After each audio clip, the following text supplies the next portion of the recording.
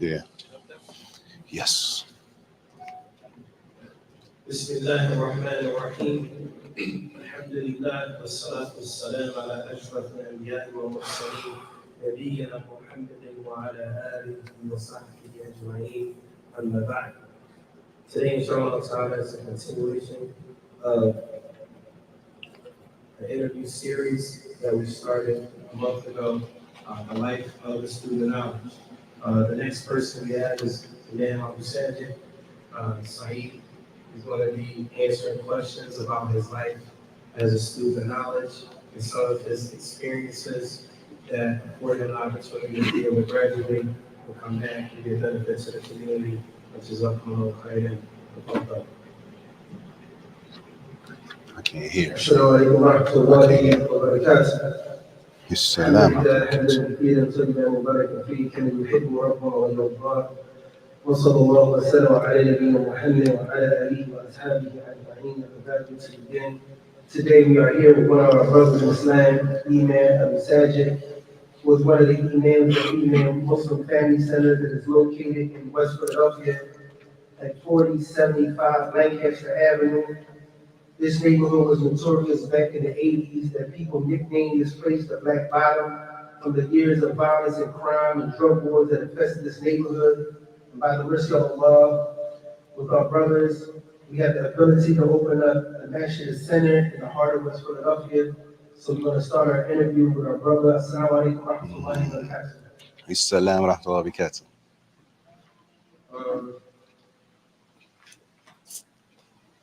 So just to start off, let's touch base in the beginning. Were you born Muslim? Yes. Alhamdulillah, I was born Muslim. Yes. Can you elaborate on that? Inshallah. On being born Muslim. Yes. Bismillah wa salatu wa salam wa rasulillah ma ba'du. My father, Allah yahfadhuhu, was in the nation. And I think in like 76, in like 1976, they left the nation. In like 1976, they left the nation. And majority of those people, the elders at that time, they went over to the Wharf Dean community.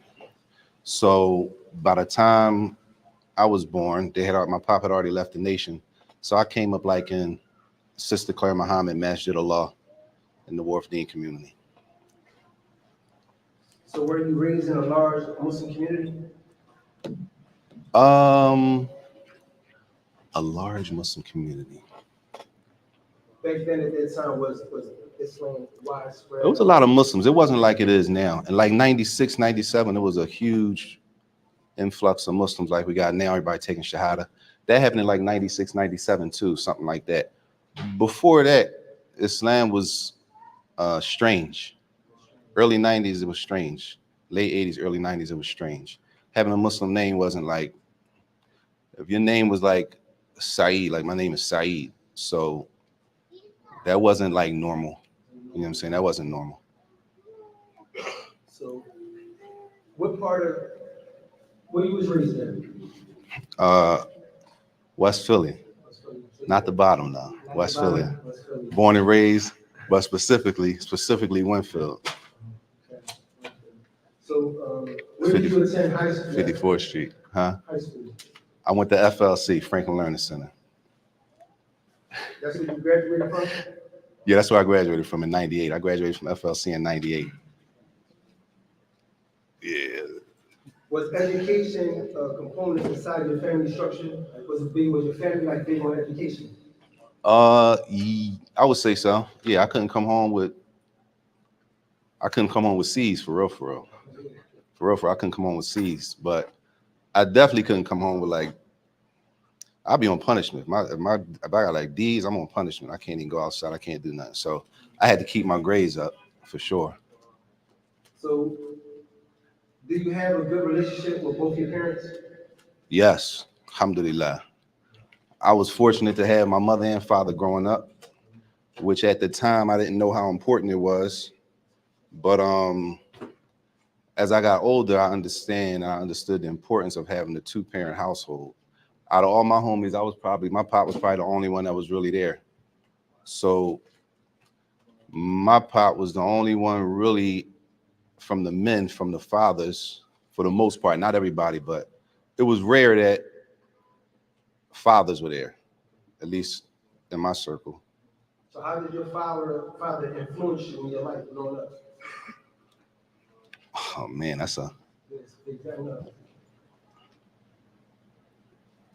he did a lot, man. Like, men raise men, and the problem we having now is we don't understand the importance of fathers until it's too late.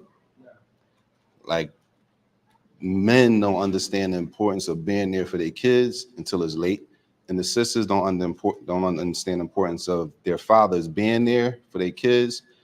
And too late is like not too late, but late where it's a problem is like teenagers. Once they become teenagers, it's going to be a problem. It's going to be real difficult. So I learned a lot of rules, how to carry yourself like a man, what men's supposed to do, a man's position, a woman's position, just men, what do you call them? Like principles. Men, we live by principles, what to do, what not to do, how to talk to people, how to stand when you're around these people, quiet, this. So you picked up on a lot of them traits from your dad. Yeah, for sure.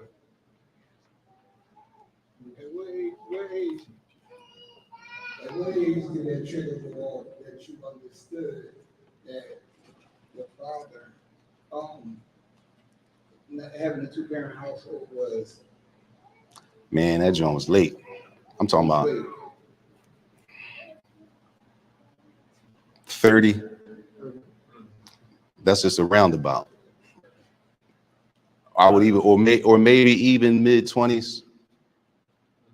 Mid-20s. But before that, I didn't know, when I was young, I didn't know everybody's father wasn't around. I thought everybody's pop was in the house. And then I asked one of my homies about his dad one time because he had his step pop. I said, where your dad at? He said he didn't know. So I'm like, that was kind of crazy to me. I thought it was just normal. Everybody got a mom and a dad. I thought his stepfather was his father. And then he told me he didn't know who his dad was. And then I started paying attention to like, okay, well, who's he? And everybody else's house, and come to find out. So even then, I knew I had a mom and a mom and a dad there, but I didn't know how important it was till later, probably mid-20s. How was the environment growing up in the city of Philadelphia in the 90s? Brother says you had to be there. The 90s was those who can't be there, you know, everything going on now for real was going on then. It's emphasized, it's just overkill now. It was, everything's going on in the street was going on then. It just looks a little different. So they say the game don't change, only the players. It was still the same street stuff going on. It wasn't as many Muslims until like the mid 90s, like 96, something like that, 96, 97. A lot of people start taking Shahada. Like we got right now, it went like that in like 96, something like that, 96, 97. But it was a little different when people took Shahada then. There was certain things the Muslims then, there's no way they would do. You would never find, at least in Philly, there's no way a Muslim would, for example, something simple like smoking a cigarette. There's no way a Muslim would be outside smoking a cigarette in the 90s with a kufi on. That was crazy. So either they're gonna stop smoking cigarettes or they're gonna at least take their kufi off while they're smoking a cigarette. There's no way certain things were just off limits. Did you find it difficult going to school and operating outside of the school in your own neighborhood? So going to school, you live one lifestyle, and being in the neighborhood, you operate on a different frequency.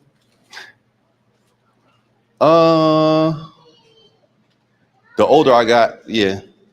The younger I was, not really, because I wasn't really, I guess I could say I wasn't really on the street like that. The younger you are, I'm still in sports and football and stuff like that. Stuff keep you out the street.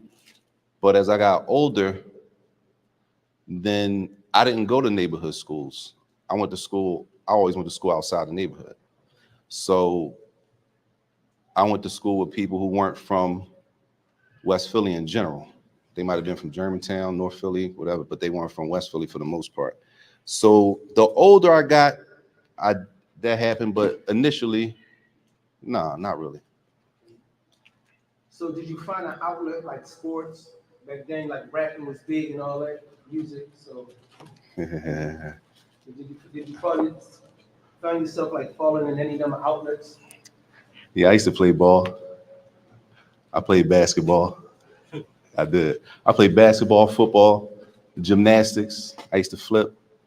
Uh, Breaking tucks and all that. yeah, round off, semi, handspring. I used to flip. I used to do gymnastics, the rings, the vault, and all that. Basketball, high school basketball. You know what I'm saying? I ain't get that much tick though. I ain't get that much tick. I ain't get that much burn. I ain't get that much burn in high school, but I was on the team though. I mean, you figure. I was just playing around for real. I didn't. I wasn't into basketball. I was into football. I went to FLC. They didn't have a basketball team. So, I mean, they have a football team. So when I went to high school, I couldn't play football. So everybody was playing basketball. So I'm like, well, I'm gonna learn how to play basketball. So I learned how to play basketball. And I think in 10th grade, I had to play JV. That was corny. I had to play JV. That was corny. I know. Not JV in the 90s was like, yeah, you want JV. 10th grade, I had to play JV. Then my 11th grade year, I made the varsity team 11th and 12th grade, even though I ain't get no burn though. You have any other hobbies? Hobbies? What you did? Neighborhood?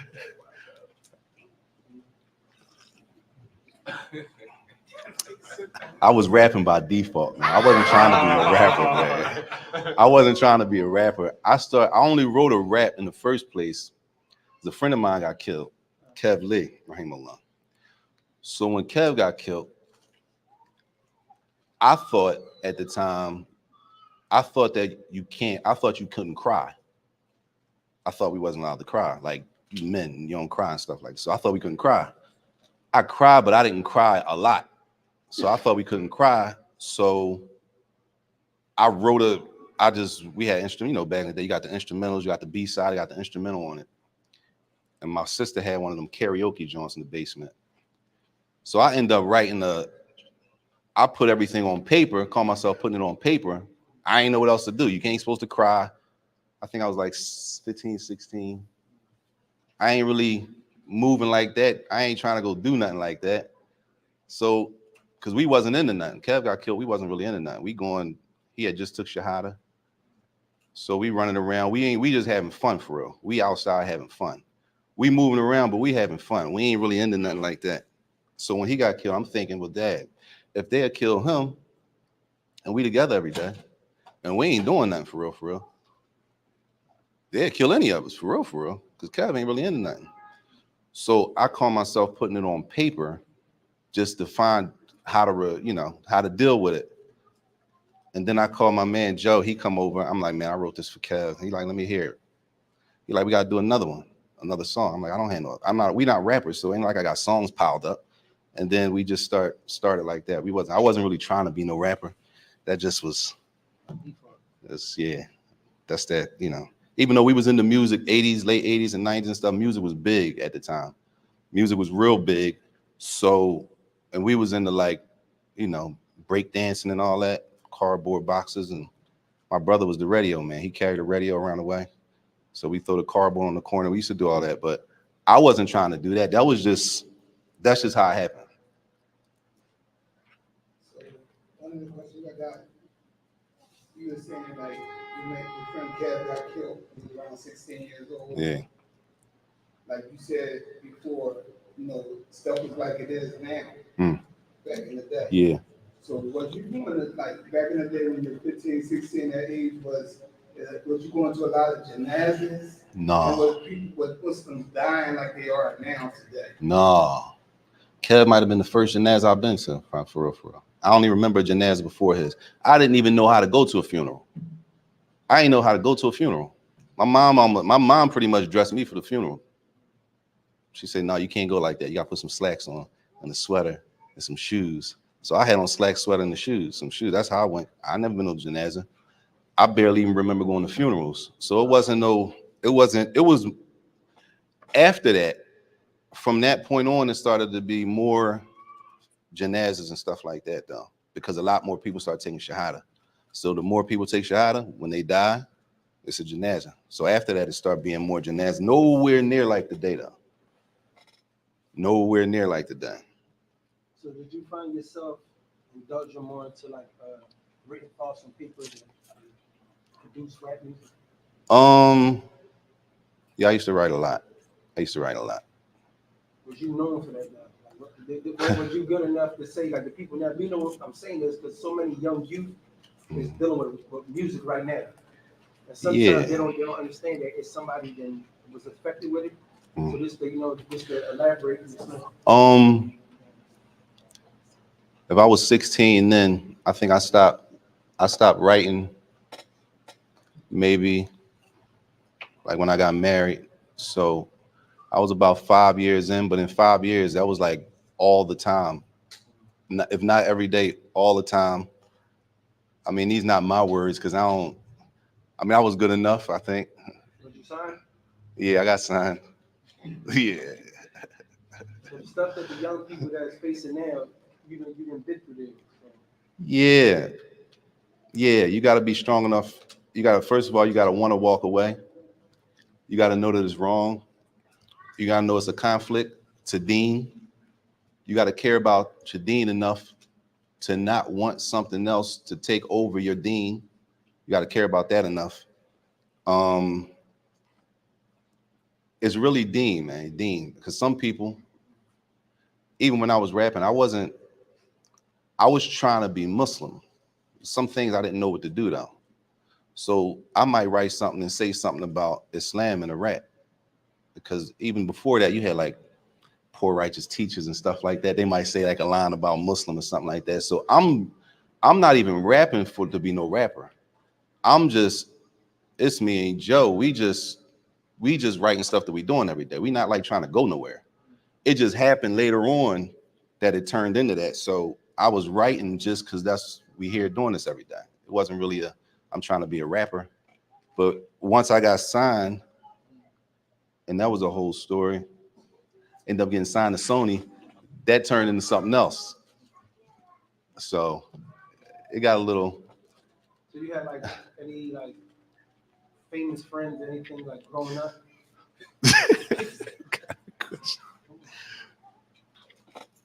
We went to Cali. We went to Cali with Kobe Bryant.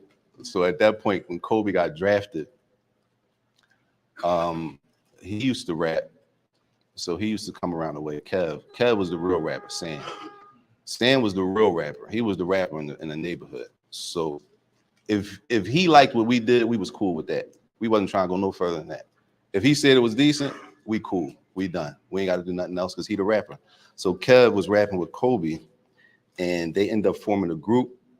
And then it was a lot of us. So either way, the contract came out where it was only me and Kev on the contract. So I wasn't, and we had to move to Cali because Kobe had just got drafted to the Lakers.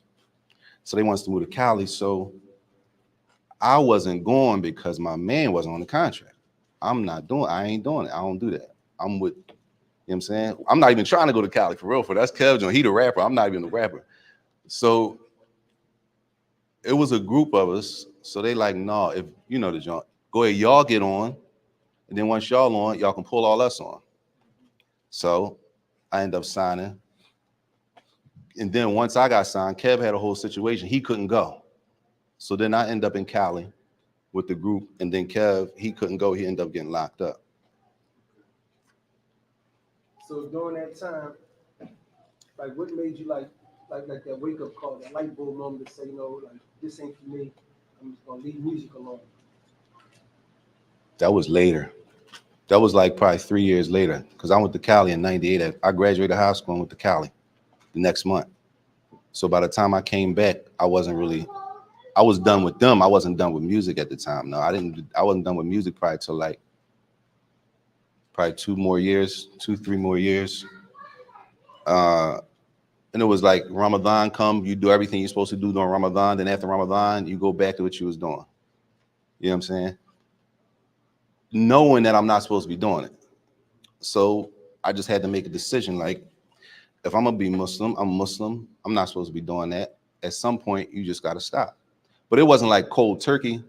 I moved from I stopped listening to rap I stopped writing.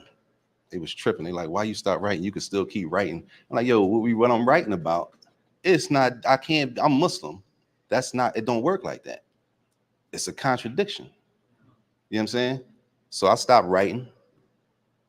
And then they was tripping like, yo, you should still write even if you don't say them. I stopped writing.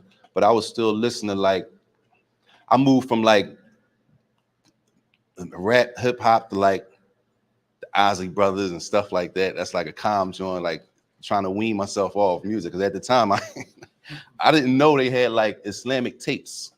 I didn't know it was lectures and tapes and stuff to listen to. So I'm like, well, I ain't gonna listen to that. I'm gonna just like the Ozzy Brothers and stuff like that, all the old head stuff that my aunt be listening to.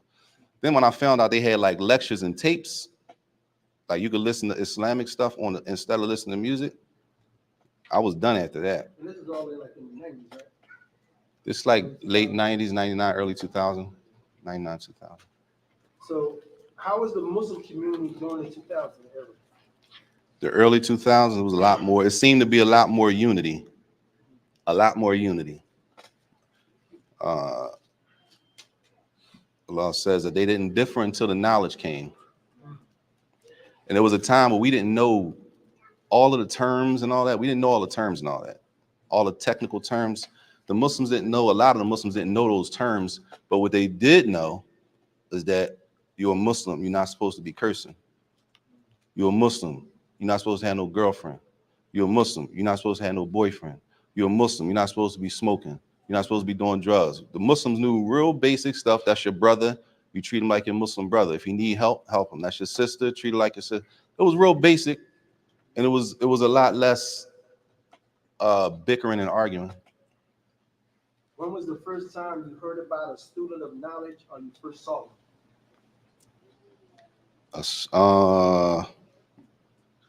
The first time I ever heard the word student of knowledge, it was on a tape. I think it was a tape from the Dawah Center of Germantown. And it had on the tape, it said, it didn't say student of knowledge, but it said at the bottom, it was like the title. I don't know who was giving whoever tape it was, but at the bottom it said the scholars are the inheritors of the prophets. And I'm like, that's crazy. What is that? That sound like, I ain't know it was a hadith. I'm like, that sound a little, I don't know what that means.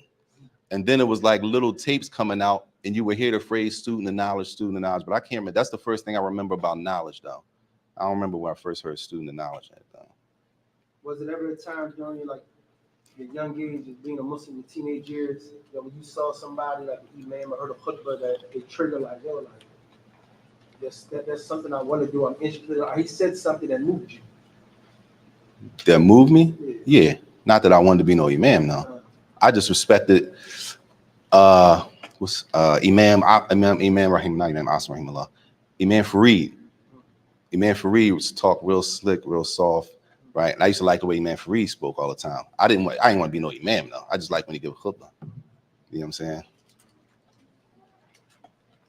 What was the determining factor for you, like to say, well, listen to somebody, this that inspired you to do more, inspired you. Again, I heard that. I think I want to study a little bit more. I want to dig a little bit more into the books and learn about Islam. Honestly, man, a lot of the stories about the Salaf and what they did and seeking knowledge and stuff like that, the stories about Imam Ahmed, Imam Malik and stories like that, I didn't know that, I didn't know stuff like that existed. You know what I'm saying? So to me, that was a whole new door. That's Muslims, they be studying. And for real, for me, at the time, Sister Claire Mahat, that was probably the biggest masjid in West Philly at the time. So all my Eids and stuff is down there. I didn't really go uptown like that. I had no reason to go uptown. Everything was in West Philly. So I go uptown. I didn't really start going up Germantown until I got married because I moved up there. But I wouldn't go up there. But when I went up there, and then Germantown had a bad, they had a bad reputation for a lot of people. They would speak bad about them.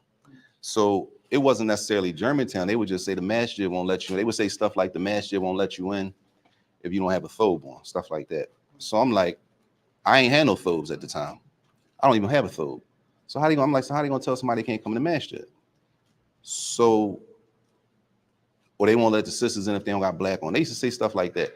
So one day I went up there I went up there for two reasons. One time I went up there because I'm wearing Dickies, Guess jeans, stuff like that. You know what I'm saying?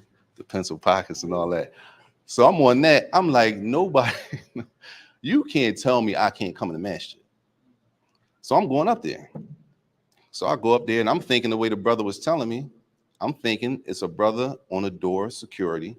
The way he said it, if you don't got a thobe, you can't come in. So that's what I'm going up there to look. And I want to see what's going on. So I go up there, you know, the double door.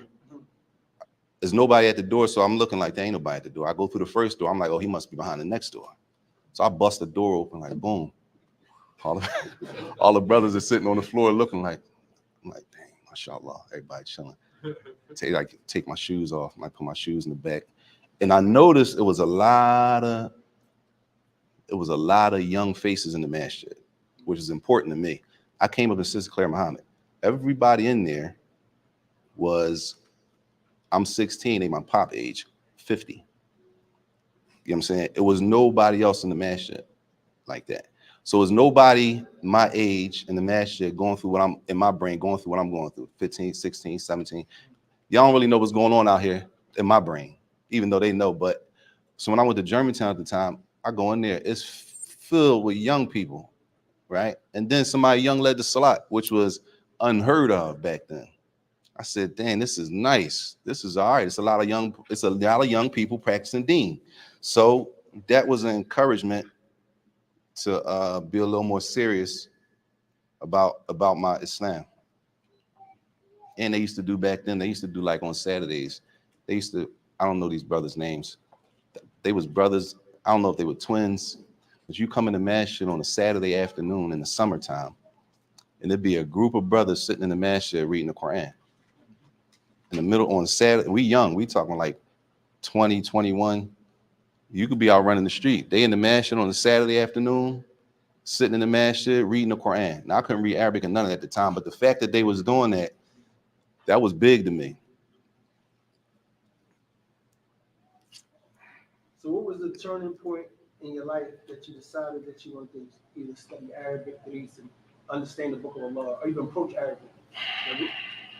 What happened in your life that you say, yo, I really want to study Arabic? Because that's mostly people start, right, using the Arabic. I didn't know that black Muslims knew Arabic. I didn't even know I didn't know learning Arabic was a thing. So one day, I go in Masjid Salam on 40th and Girard. Saajid's a baby. Saajid like 6 months. So I go in the masjid, and Mufti's in the masjid, sitting on the floor, doing some Arabic. So I'm holding Saajid in my hand. So I walk up on Mufti, and I'm like, that's crazy. I'm like, damn, you doing Arabic? That's crazy. I ain't know black people learning. I really didn't. I thought Arabs is Arabs. We got English. I didn't know you learn Arabic. I'm like, damn, you learning Arabic? That's crazy. So I'm like, how long you been doing that? He says, he looked up and said about 18 months. So I'm like, 18 months. 12 is a year. 6, that's a year and a half. Cool. I'm like 18 months? Yeah. I'm like, all right. I left.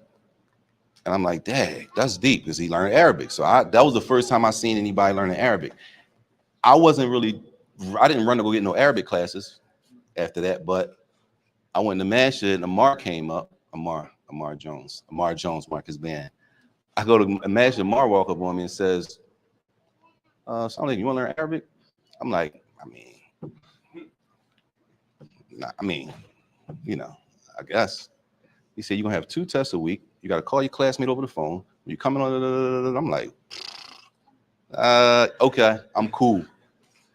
A little while later, it was another class at Mukbil that Hadith was teaching. Kayan, Hadith, right? No, I'm sorry. That was later. You know what it was? Abdul Alim, Maktab al-Sunnah, Abu Maryam. Yeah. Abdul Alim had came back from, I think, Pakistan. So he had the store across the street from the J, Maktab al-Sunnah. And me and Abdul Alim had history before that, just family back. He could tell you all that. So I learned how to read Arabic with Abdul Alim. because he used to have a store right there across the street from Germantown, and he used to live around the corner. And he had just came back from Pakistan. So I said, well, Dad, we talking. So that's when I started learning Arabic with him. But honestly, that was the second person, because before him, it was the Sheikh Yahya and Masjid Muhammad. Before I went to Germantown, I used to go to Masjid Muhammad on Penn and Belfield. And there was a Sheikh in there, Sheikh Yahya. He's still around, I think. And he was teaching Arabic. So he started me off, but we didn't finish. And then by the time I bumped into Abdul Alim again, I was able to complete and learn how to read. So at this time, like where you was like, what was like your local masjid you was going to, the masjid that you was praying at, what community you was at this time? When I first got married, and I moved up Germantown, like on dang, what's that street, man? You know what I'm Nidro. Like off Nidro. We was living like off Nidro. Huh? Yeah, like off Ogons and Nidro. And it's, I forgot, I was talking to a brother earlier. Behind it, Kimball Ave, it's like some projects back there. I forget the name of them Jones. Anyway, so when I first moved up there, everybody said that you couldn't go to the Mass Germantown if you ain't have a thobe on. I wasn't really handling thobe, so I was going to Penn and Belfield, Masjid Muhammad at first. Then the longer I was up there and started meeting people, I started going to Germantown. That was in like 2001. I got married in 2001. At this time, you were starting to prepare yourself for studying or No. taking something more serious? Yeah, just trying to be Muslim. Yeah, just trying to be a serious Muslim. Not studying or nothing, no. Even though I would go to classes at the masjid and stuff, but it wasn't on the tip like I'm leaving to go study. I'm talking about just in like Philadelphia. Yeah, just trying to be a serious Muslim, serious about deen. So in early 2000, it was a thing for the youth. We all should be meeting up at classes, not like now. Yeah. So Yeah. That was the thing back then. Everybody had to be in class back then. If we ain't even, it might have been overkill, but I don't care if you got to work. All your job, you can't get no days to go to no classes. You need to get another job. Straight up, we was on that. I got to work every day. Yeah. So you can't get to no classes all week? No, man, you might want to look for another job. That we was on that, which it forced everybody. That's why the people who were around that time, they'll tell you everybody had a hadith about something. It was a lot more Dalil based. People wasn't just talking. They wasn't just saying the sheikh said, and I heard, and definitely wasn't saying those student of knowledge said something. So it was, that's how it was then. So what kind of classes people was taking back then? But, you know, Islam was like kind of neat for like in the youth area. Like what kind of classes was like having the masjid at the time? You mean books or what? Yeah, books. Tell you the truth, man, I don't even know. What books were it?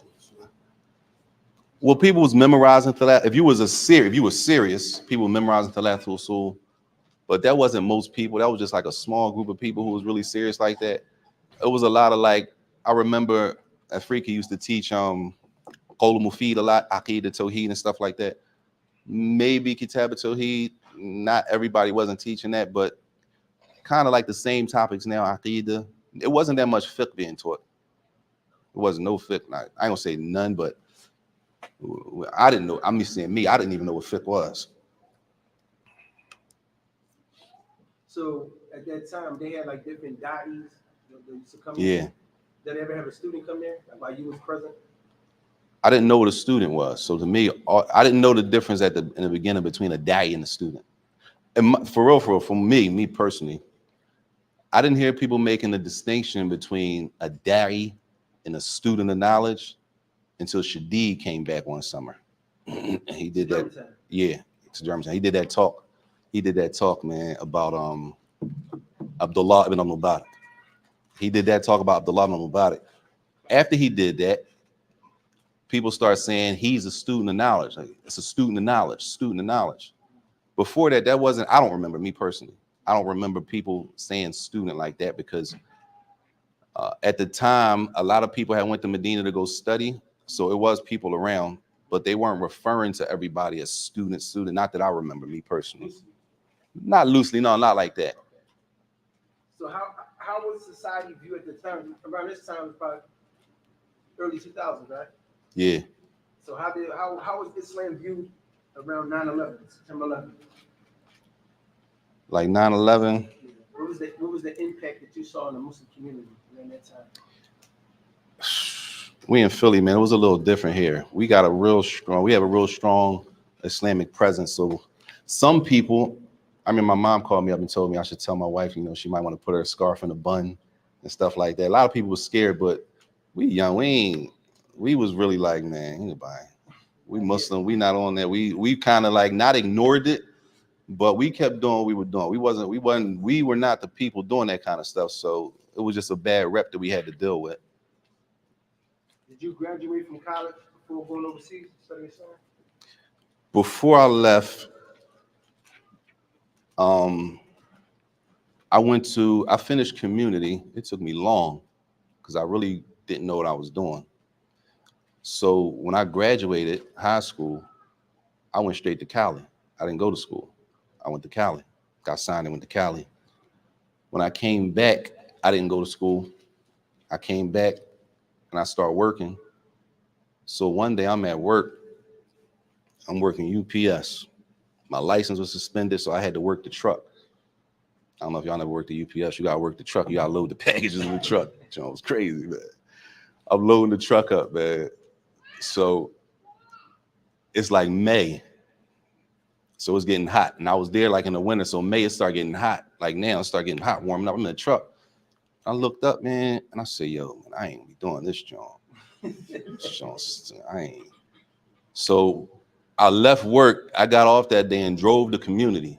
I had my uniform on and everything. I don't know what I'm doing. But my mom always used to tell me, you gotta go to college.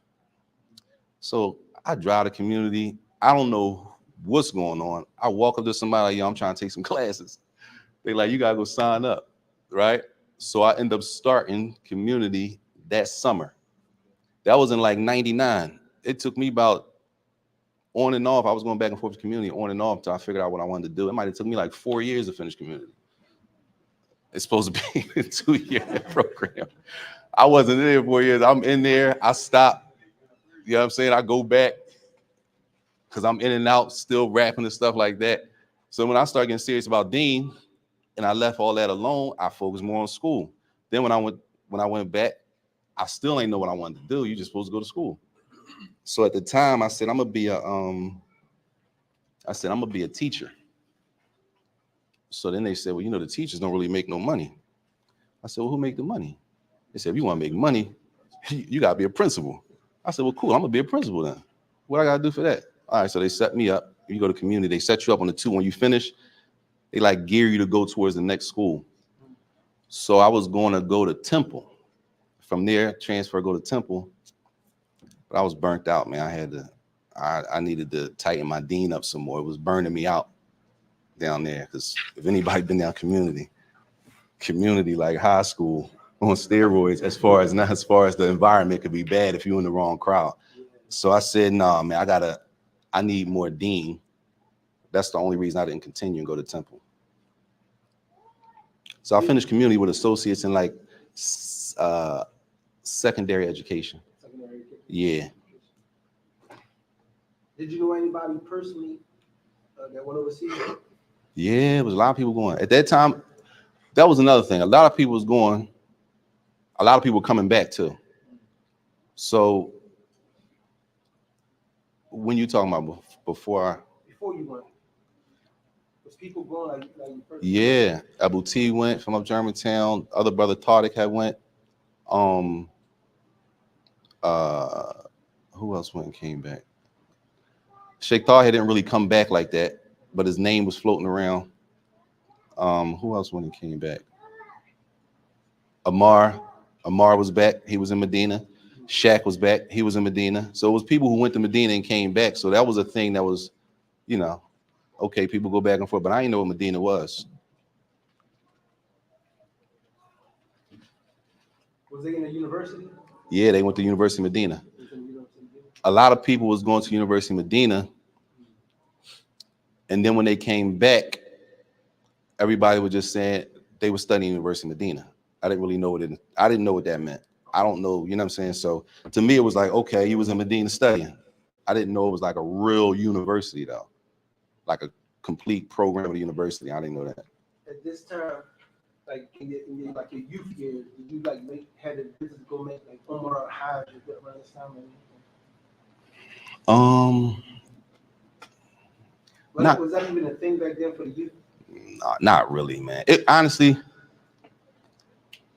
it became a thing. It became a thing because there was a lot of brothers making, whoa, Charlie horse. It was brothers. Brothers started making Umrah. So I think I made Hajj in like 04, something like that. But at the time, Hajj was $3,000. Hajj wasn't even $3,000. Hajj was like $2,950 the year I made it. The first time it was $2,950, right? $2,950. I still got the receipt. So what happened was Abu Zayd, the Kareem made Hajj the year before that. It was a big group of brothers made Hajj the year before that. So the word was, y'all could ask Abu Zayd. Abu Zayd was selling t-shirts that year. He was going hard selling t-shirts. And he made Hajj. And when he came back, everybody bet we all know each other. You making Hajj? Like that's the pillar Hajj. So our thing was, yo, you got a whole job working you work with the city. You got plenty of steady income coming in. Why can't you save up to make Hajj? Abu Zayd is out here grinding. He grinded up money to make Hajj. He's serious. So that was like a big push for a lot of people. He made Hajj and he out here grinding. You got a job with a company, you getting paid, you got a steady income, all that, and you not saving up for Hajj. Like, so after he did that, a lot of people start making Hajj and coming back because he also came back with like 20 thobes. I got 20 joints, so everybody started coming back with a bunch of thobes and stuff like that. What made you want to go overseas to make Umrah when you did? I mean, Hajj. What made you want to do that? I didn't really want to go for Hajj. It was a sheikh named Sheikh Abdul Jabbar. Sheikh Abdul Jabbar. Sheikh Abdul Jabbar was the first person I met that lived in a Muslim country. So he was in Morocco and he used to come back and he used to spray the sidewalk with oil and all that. So I'm talking to him one day because he lived in Morocco. And I'm like, damn, you live in Morocco, all Muslims? He's like, yeah, Muslim. I'm like, man, I like to do that. I like to go live with the Muslims. So he says, you got a passport? I'm talking to him a lot. Every day I see him. Sound like him shaking around. So he must have got tired of me asking him. So I go to him, and every time I see him, Morocco, man, I'm trying to go. So one day he stops and says, he turns and says, you got a passport? I'm like, no. So he flagged me off, like, man, you ain't going nowhere. I'm like, I need a passport? He like, how you gonna leave the country without a passport? I'm like, I don't know. You can't leave the country without a passport? He like, no. I'm like, dang. All right. So I go home, tell my wife, yo, we gotta get passports. She's like, why? I said, man, we're gonna live with the Muslims. She's like, what? I said, man, we're gonna live with the Muslims. We gotta get some passports. She's like, you ain't leaving me. We gotta get some passports then. So we got some passports, but it wasn't for Hajj. It was really just to go, you know what I'm saying? Then Hajj came up a little after that. So what was your age? At that time, I'm like, married? I got married when I was 21. So this is all like. So this happened all within. Yeah, it's like between 21. Yeah. So when you went over there, how was that like a changing point in your life when you actually? I went for Hajj. Yeah. I saw a brother I made Hajj with earlier too. When I went for Hajj, my whole thing was I gotta get back. We were there for a long time. That Hajj trip was long. It might have been like 3 weeks. I was done. I ain't had no more bread. I was cracked. I had like $100 left.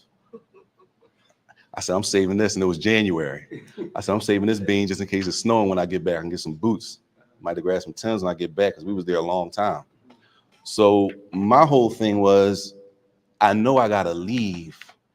If I can just get my wife and my kids, I'll stay.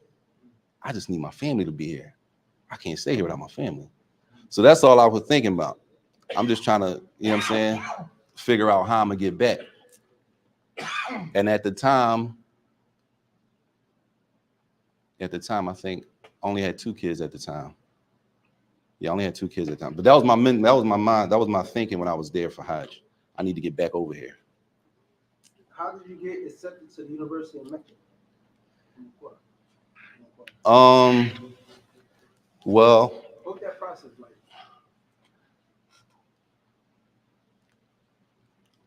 tell you the truth, right? I didn't even know Al-Kota existed or Medina. So one day, I think this was like, I don't remember what that year Sheikh Fawzi was here. Anybody remember that year? Like 03, something like 02, 03. So Al Hadith was on Summer Street at the time, and the Dawah Center was on like 60th Street. So we up Germantown at the Masjid. So Anwar like, can you take me to drop these tapes off? So I'm like, all right, I'll take you to drop the tapes off. So we had to go to West Philly, come out West Philly, right? We was up Germantown. That's Anwar, right. So we in the car on the expressway. He like, I'm about to leave to go to Medina. I'm like, what's that? He like, Medina. I'm like, where is that? Saudi. He's in Saudi. I'm like, what you going there for? He like, I'm going to go study. I'm like, study what? He like, I'm going to go study Islam. I'm like, dang. Like, yo, these boys up here is real. You going to go all the way over there to study some Islam? He said, yeah. I'm like, well, how you do that? Because at the time, I thought in order to study, you had to already know something. Now, I'm not trying to say he didn't know anything at the time, but he was regular. He always was reading the Mus'haf and stuff like that, walking around. So we pray together all the time. So he wasn't the imam. See, in my brain back then, the people who know stuff are the imams. Not everybody in the masjid just reading. They're not the people. The people are the imams of the masjid. They're the knowledge people to me. So he wasn't the imam. He come and pray just like I come in and pray, but he's serious about deen. So he said he ready to go to Medina. I'm like, well, how you do that? He said, you just apply. How you apply? He said, you got to look it up on the internet. They tell you what to do. So I go home and start looking it up on the internet. University of Medina, Islamic University of Medina, but you can't take your family. It's only for, and I'm like, man, I'm cool. It's Medina. You couldn't take your family. You can't take your wife and your children. I'm cool. I said, I ain't gonna be able to do that. And a lot of the brothers that I knew at the time, they didn't finish in Medina because they couldn't take their families with them. That joint split a lot of families up, being away from families that long and stuff like that. So I'm like, man, I don't know. I don't know. I ain't gonna be there. I'm not gonna do that. I can't go there for that long and leave my wife and kids in America. I ain't doing that. So we sitting in the masjid one day, and back then Medina book was the book. Everybody studied Medina book 1. If you made out Medina book 1, you was almost like a sheikh back then. So we sitting in the masjid, we going over some Medina book vocabulary, right? I forgot who it was. So me and some brothers, we sitting there just like this. So we looking, we trying to find out halib, milk. We going over some real Jones, right? So we like, damn, what's this word mean? I'm like, I don't know. Don't none of us know. So Finch sitting right here. Jamil Finch. Jamil sitting right here. He like, no, that means such and such. So we all like, you finished Medina book? He like, yeah. We like, dang, man, for real, you finished Medina book? Nah. That was a big thing, finishing Medina book 1. So this was around like Thanksgiving in November, because he left around November. He asked me to take, he said, drop me off to the house. So I dropped him off to his house. So we in the car now. So when I'm in the car with Jamil, he tells me he about to leave to go to Mecca. I'm like, man, this joint crazy. He going to Medina, this joint. I'm like, what you going to Mecca for? He said, I'm going to school. What school? Al-Kota. I'm like, what's that? He says, it's school, da, da, da, da. I'm like, yeah, how you do that? He said, you got to apply. Well, how you apply? You got to go online. And his wife going. I said, oh, your wife can go? Oh, I can do that. If my family could go, I'm good. So that's how I first found out about it. And then after that, it was just because Al-Kota wasn't really famous back then. It was really Medina.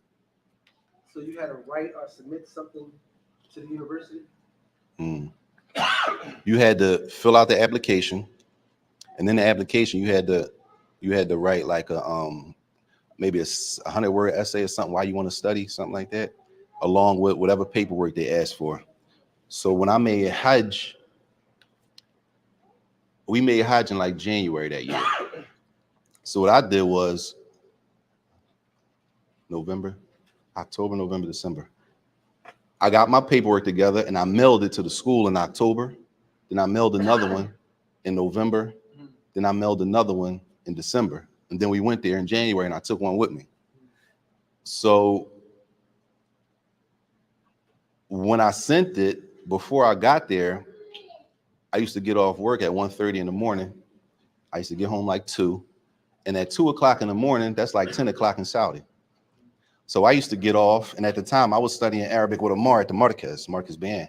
So I could understand some real basic speaking.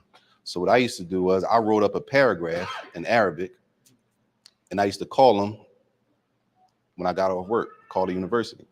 But I couldn't understand Arabic. So I wrote up like a paragraph. Assalamu alaikum warahmatullahi wabarakatuh. Ismi Saajid Nafis Uridu an adrusa fil jami'ati ana min America. Uridu an right? I wrote one of them up. So I used to call them up. They pick up the phone.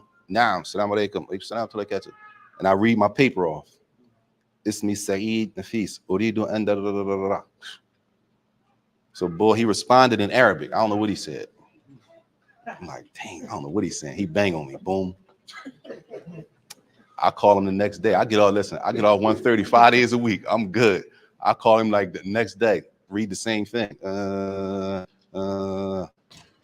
respond to Arabic. I don't know.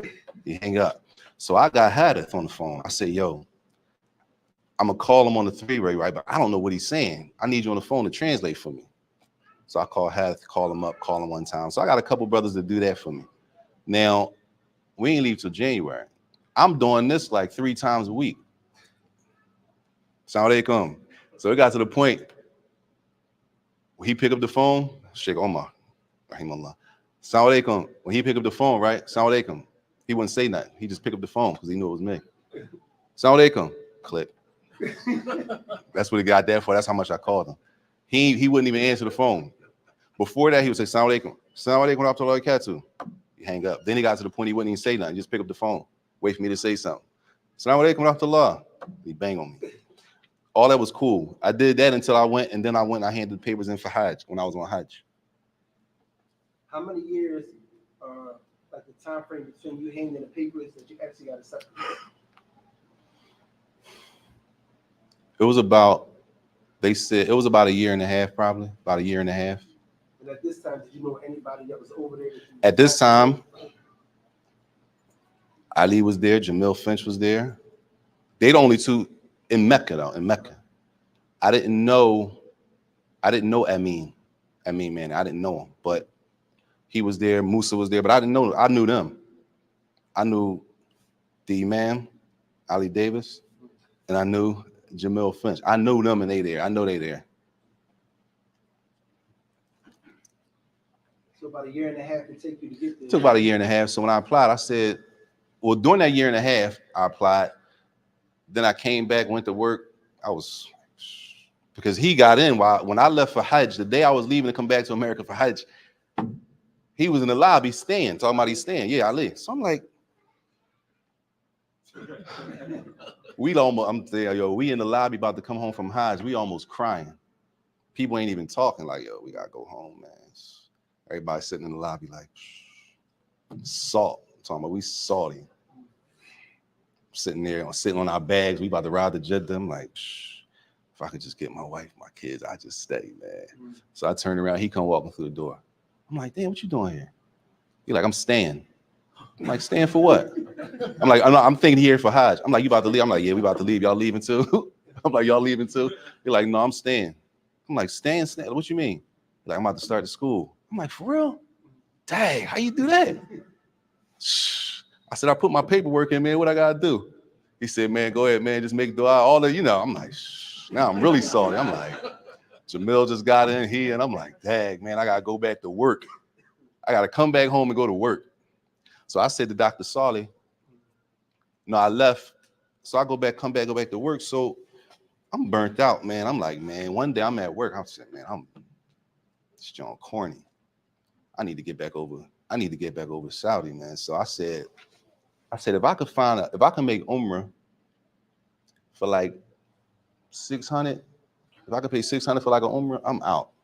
So I came home and I called Jalal. Remember, Jalal was doing everybody Umrah trips at the time. I called Jalal, said, yeah, sound like I'm trying to make Umrah. In my brain, I said, if he say 6, I'm out. I said, how much for Umrah? I said, I don't need, I knew, what's name was there too at the time. They was in Medina though.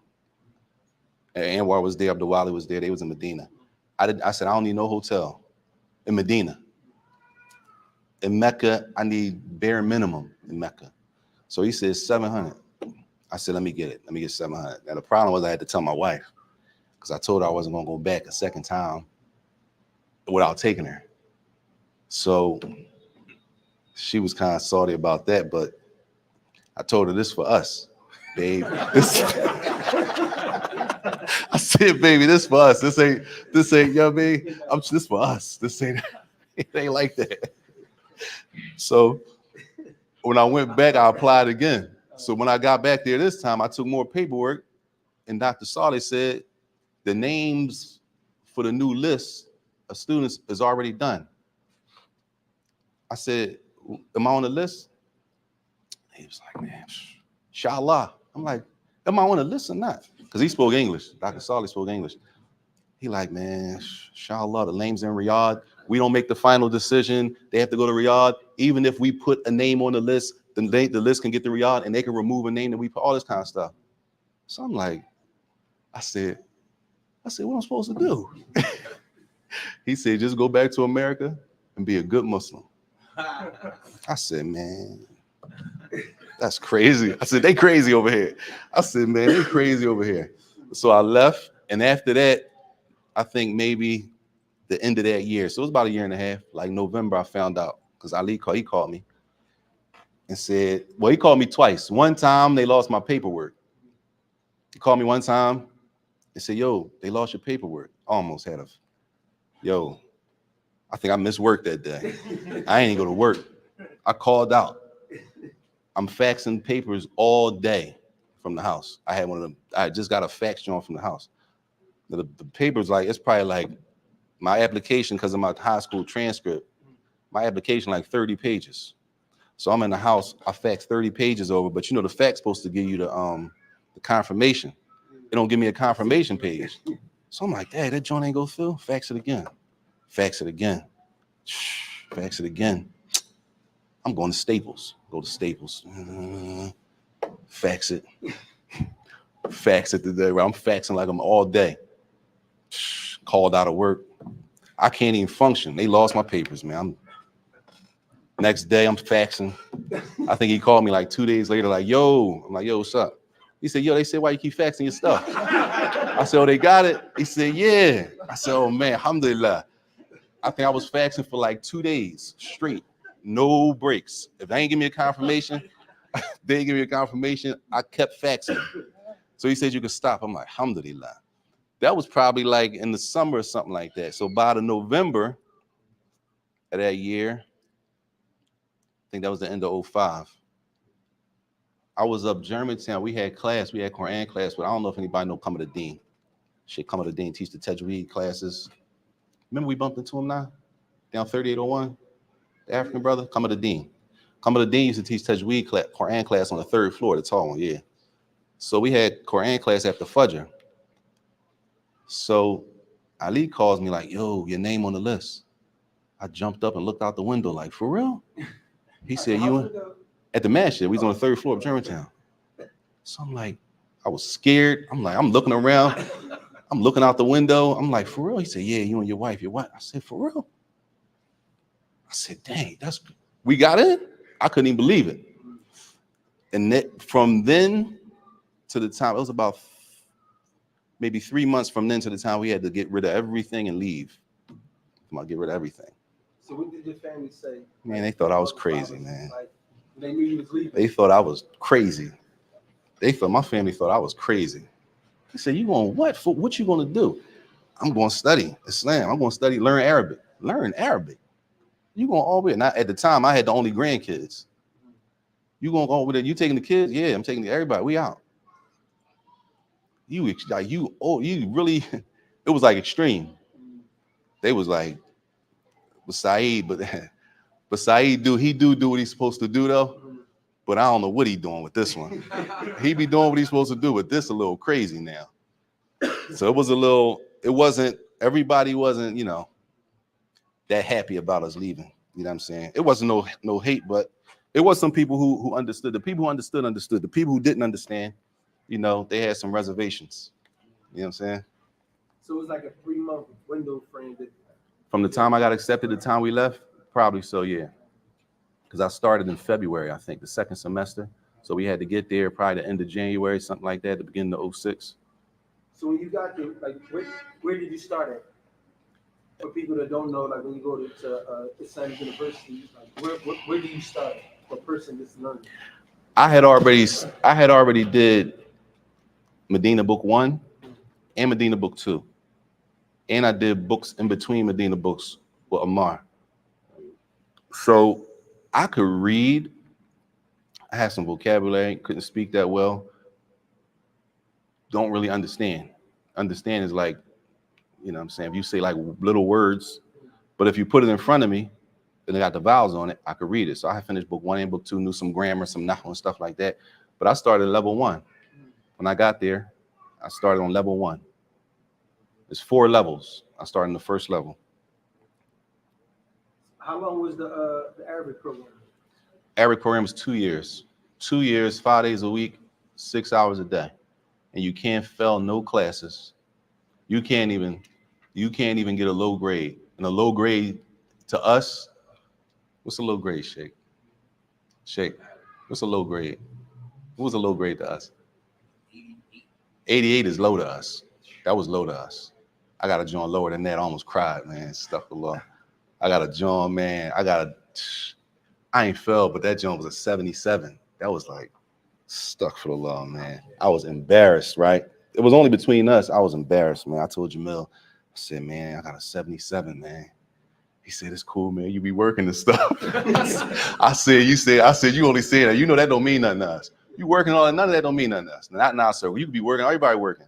That don't mean nothing. You supposed to know your stuff. A 77 was like embarrassing. Sheikh, what's the name? Hassan Ismail. Most of the students that study Islam abroad, they pick like the College of Hadith or the College of Arabic. What made you pick Qadar? I didn't. Well, at first, I was gonna go to Hadith. I was gonna go to Kulliyat Hadith, but that was because, you gotta figure out, Ali and Jamil, they were there before me. I had a lot of prepping in front of me, probably more than they had. So they were already there. They 2 years ahead of me. So when I get there, I don't know what fiqh is. Last thing I heard was, it was an imam. Somebody asked him a question. He said, that's a fiqh question. I don't answer fiqh questions. Next question.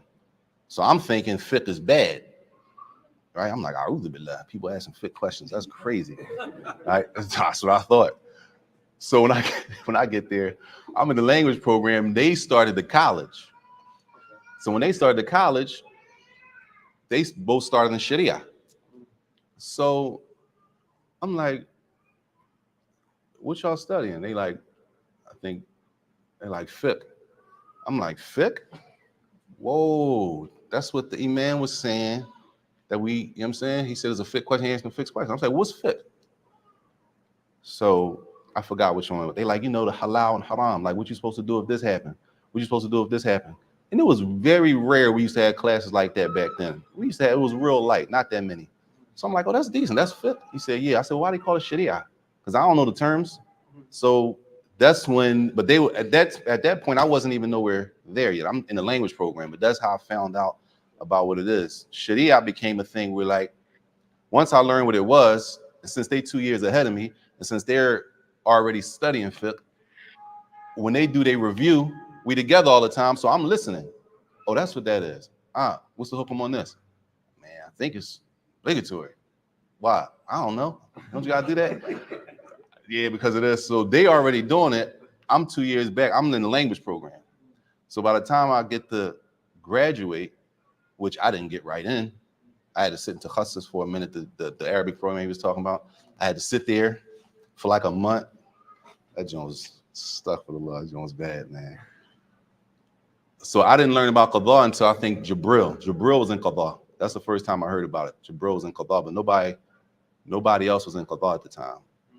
And then once it narrowed down to it, at that time, you could print out the curriculum.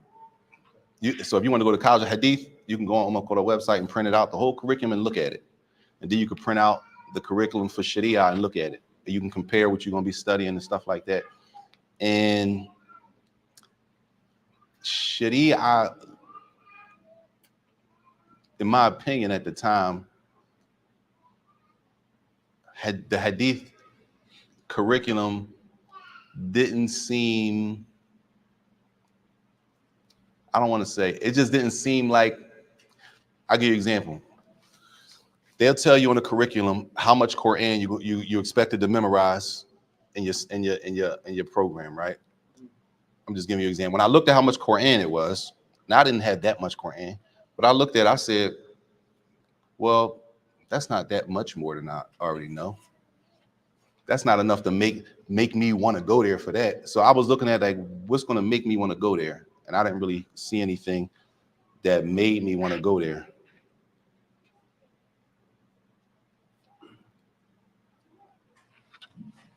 Who was the first sheikh that you sat with? So being that Ali and Jamil Finch was already there, so basically you would just tag along with them to their classes. Yeah. Sit. Not initially, because my Arabic wasn't like that. So I'll be going to class and do what they say. I'll be sitting there. If I for real, for you to be sitting there, don't understand. So I didn't really go to the classes initially that the private classes they had. The first class I think I might have sat in, it might have been like a Hajj class with the Mufti or something like that. But the first class where I got a book and went to class was with Sheikh Mohammed Bazmoul. He was teaching in Masjid bin Baz, and he was teaching the book Masail al-Jahiliyyah, the Days of Ignorance by Sheikh Muhammad Wahab. He was teaching that. So I got a book made. I go over there. I'm hyped. I go to class. I don't understand nothing. I don't understand anything he's saying, but I'm in class with the sheikh though. All I understood like Kitab. I'm like, all right, Kitab. Sunnah. Yeah. Quran. I'm like, that's how low my Arabic was. Salaf Salih. I'm like, bet. Yeah. That was it though. I couldn't get no benefit. I'm just sitting there because my Arabic wasn't like that. It wasn't strong enough. So when you got your studies up to actually understand the classes that's going on in your environment and understand the texts that you're studying, what teacher that when you was really getting the understanding that? What teacher that you benefited? What book was it?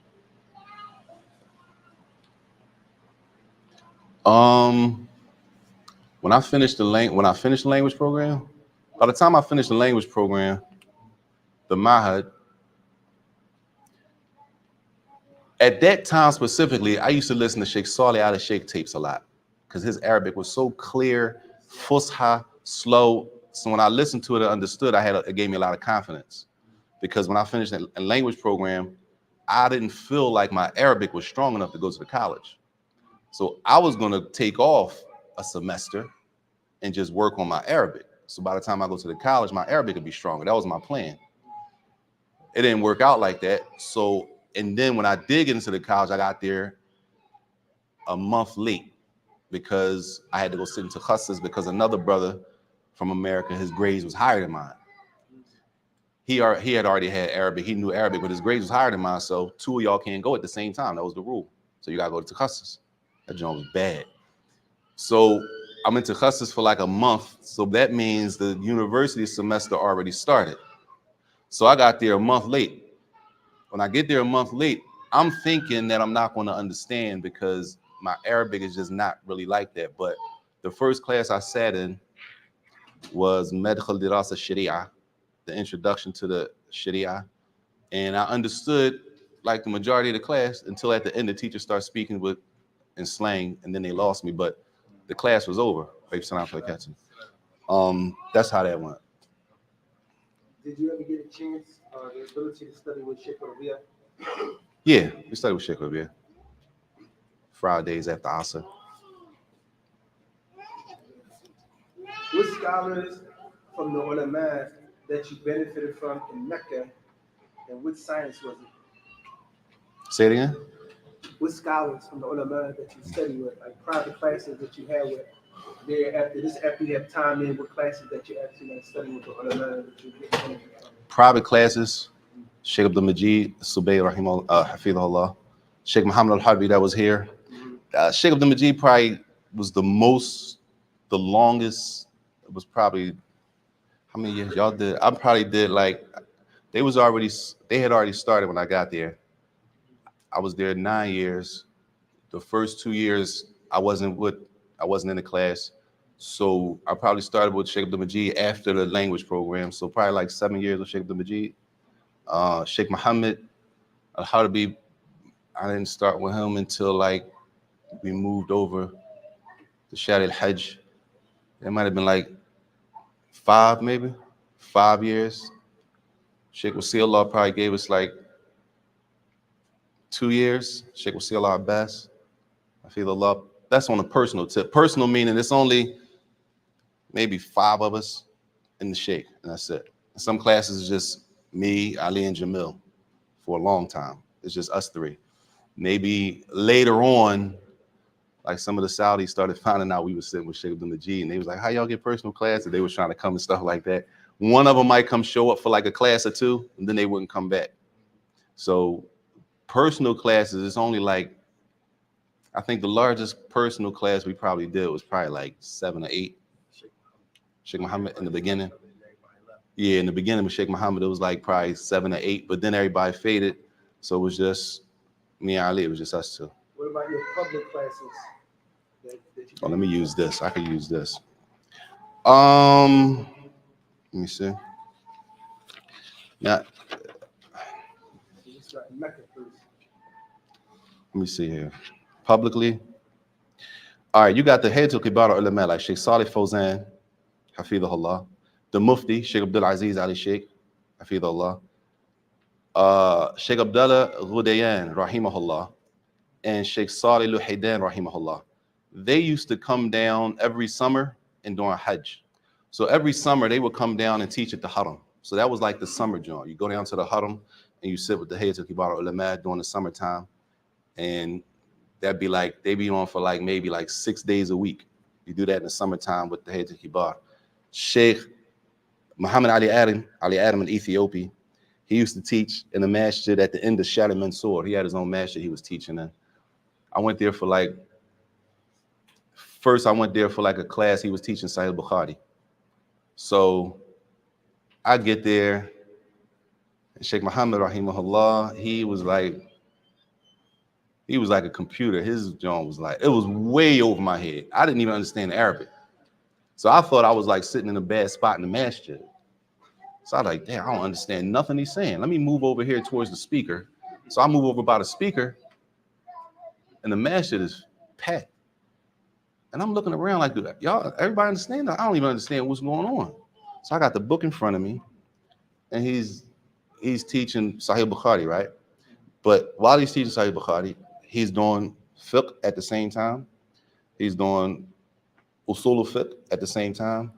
He's doing lugha arabiya at the same time. He's doing nahu, balagha, ilm al-rijal. He's teaching all of this stuff in one class. It was way over my head. So I said, Dad, if I'm gonna be here for this, let me just focus on one thing, and I'm gonna just take that benefit. I did that for not that long, a couple months, but then he started teaching he wrote an explanation to a poem on the Usul al-Fiqh, his own explanation, and he taught that. And then I went back, but when I went back there, I had more experience in Usul al-Fiqh and stuff like that. So that class was a lot easier, and I benefited a lot more from that because I had experience already in it. That's in Mecca, right? Sheikh Muhammad al-Banna. I didn't really sit with Sheikh Muhammad al-Banna except for like, I just learned just looking at him in passing. His adab. People of knowledge, people who have knowledge, ahl al-ilm, they carry themselves a certain way. This is a sheikh. He's sitting at the haram pouring tea. A lot of us right now, if somebody said, yo, we having something tonight, I want you to pour the tea, we think that's a flunky move. We don't want to pour tea for people.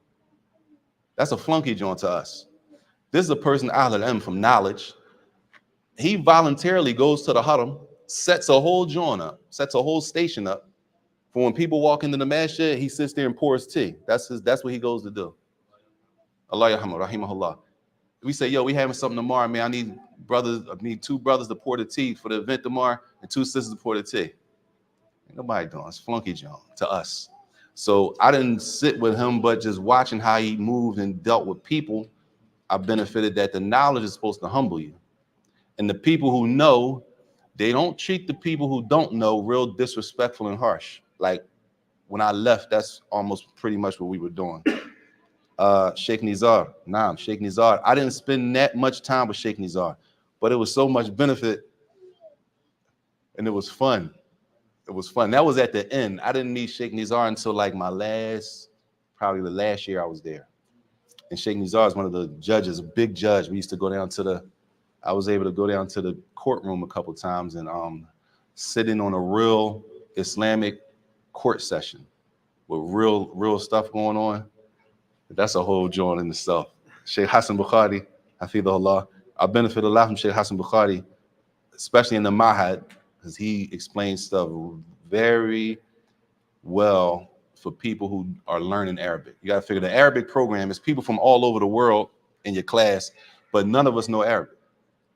Because people in my class from China, Russia, Pakistan, different parts of Africa, none of us know Arabic like that. So the teacher has to understand that he's teaching us in Arabic to people who don't really understand Arabic. So that takes a lot. So Sheikh Hassan, I got a lot of benefit from Sheikh Hassan. Sheikh Abdul Karim Khudair, he came down during a Hajj and he was teaching. That was a couple sittings with Sheikh Abdul Karim Khudair. So sometimes some of the people, depending if they're in Mecca, you might get extended periods of time, opportunity to sit with them. If they're not from Mecca, that means they're coming for like 3 months at a time, maybe doing Hajj, which is only a month and a half, Hajj season. Then they leave and go back to wherever they're from. They come in the summer. Summer is like 3 months. Then they go back to Riyadh. They come for a seminar. We got the first semester of school and the second semester of school. Then you got between the 2 semesters. They might come and do a Dota. So you sit with them. So some people, some of the sheikhs, I might only get a week. You know what I'm saying? Then some you might get years. Some you might get months. Sheikh Abdul Malik Subail, I benefited from him in the Jamia.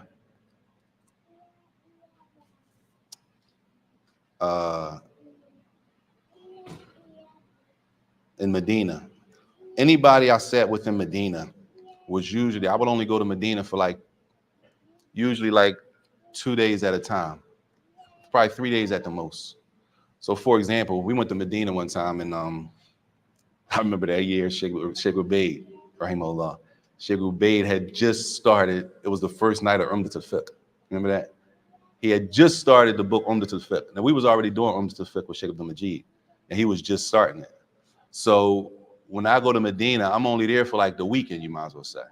We go to Medina, drive to Medina, stay for the weekend, then go back. So my Medina sittings for the most part are a couple days at a time, unless they come to Mecca and do a seminar or something like that.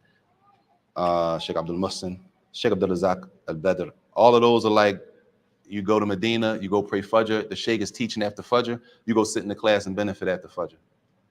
Most of my Medina experience is like that because I don't stay in Medina that long. I'd rather be in Mecca personally. So I like to get back. We go there for the weekend.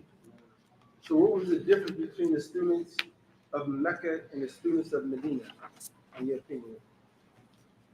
I think the biggest difference between the students of Mecca and the students of Medina, we all young at the time, y'all. We all young. But Mecca had the atmosphere was a little more mature because we had our wives and kids with us. A lot of the brothers in Medina at the time, they didn't have their families with them. So it didn't require that you got to be a little more serious. We got rent to pay and stuff. You know what I'm saying? We don't really have time to burn like that. We got to go to work. We have to pay rent. We got electric bills. We got gas bills. We got kids got to go to the doctor. Wives getting pregnant. Kids getting injured. We got stuff going on where we don't have no flow of income coming in. I mean, from outside of America, monthly supporting us or something like that, huh? People from out, no, nobody from outside Saudi sending us no money like that. So we working. So I think, in my opinion, Mecca was a little more mature. The atmosphere was a little more mature because we had more responsibility outside of studying. Everybody got to study. There's no excuse for that. Outside of that, we had like, and that's because our wives were there studying with us. In Medina at that time, the women, they didn't have anything, a study place for them. They didn't have a university for the women. And they had family housing in Medina. So say, for example, even if your family did Medina, the students in Medina, when they come, inshallah, they're going to come in. They're going to come here, inshallah. They'll tell you they were able to get like free housing. You know what I'm saying? They were able to get free housing. And if they had a family, they could work something out and get free housing for their family. I mean, they don't have to pay rent.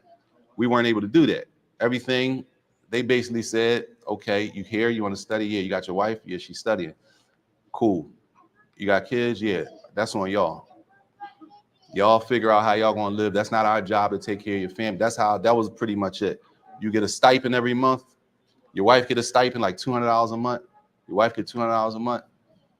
Whatever, y'all figure it out. So you don't want to, basically, you can stay on campus. I don't want to stay on campus. Oh, you want to get your own apartment? Yeah, I got my wife and stuff. Because you can stay on campus and your wife can stay on the sister's campus. No, but I got my kids, we need an apartment.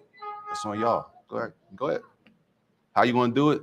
That's not the university. That ain't, you know what I'm saying? So we had a lot more responsibility in that type of to be worried about. What brothers that you was with in Mecca, like from the students, who was the brothers over there with you in Mecca? Everybody? That was in your circle. I mean, we had a nice squad of brothers. Myself, Ali, Jamil Finch, Farhan was there, Farouk Post was there, Abu Isa was there, Tariq, that was here a couple of weeks ago from Boston, was there. Jabril Spate was there, but Jabril was in the cut. Jabril was older than most of us. We was like young. Jabril was like the old head. Jabril Spate was there. When I got there, Musa had already moved to Jeddah. Musa Richardson, he'd already moved to Jeddah, so I didn't see Musa that often. Mahmoud was there. Who? Yeah, I'm sorry, Abdul Malik. Abdul Malik Merchant was there. I don't know how I miss Abdul Malik.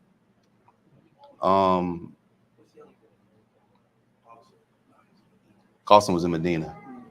It was between probably 10 to 15 of us. The brother Mustafa from New York. And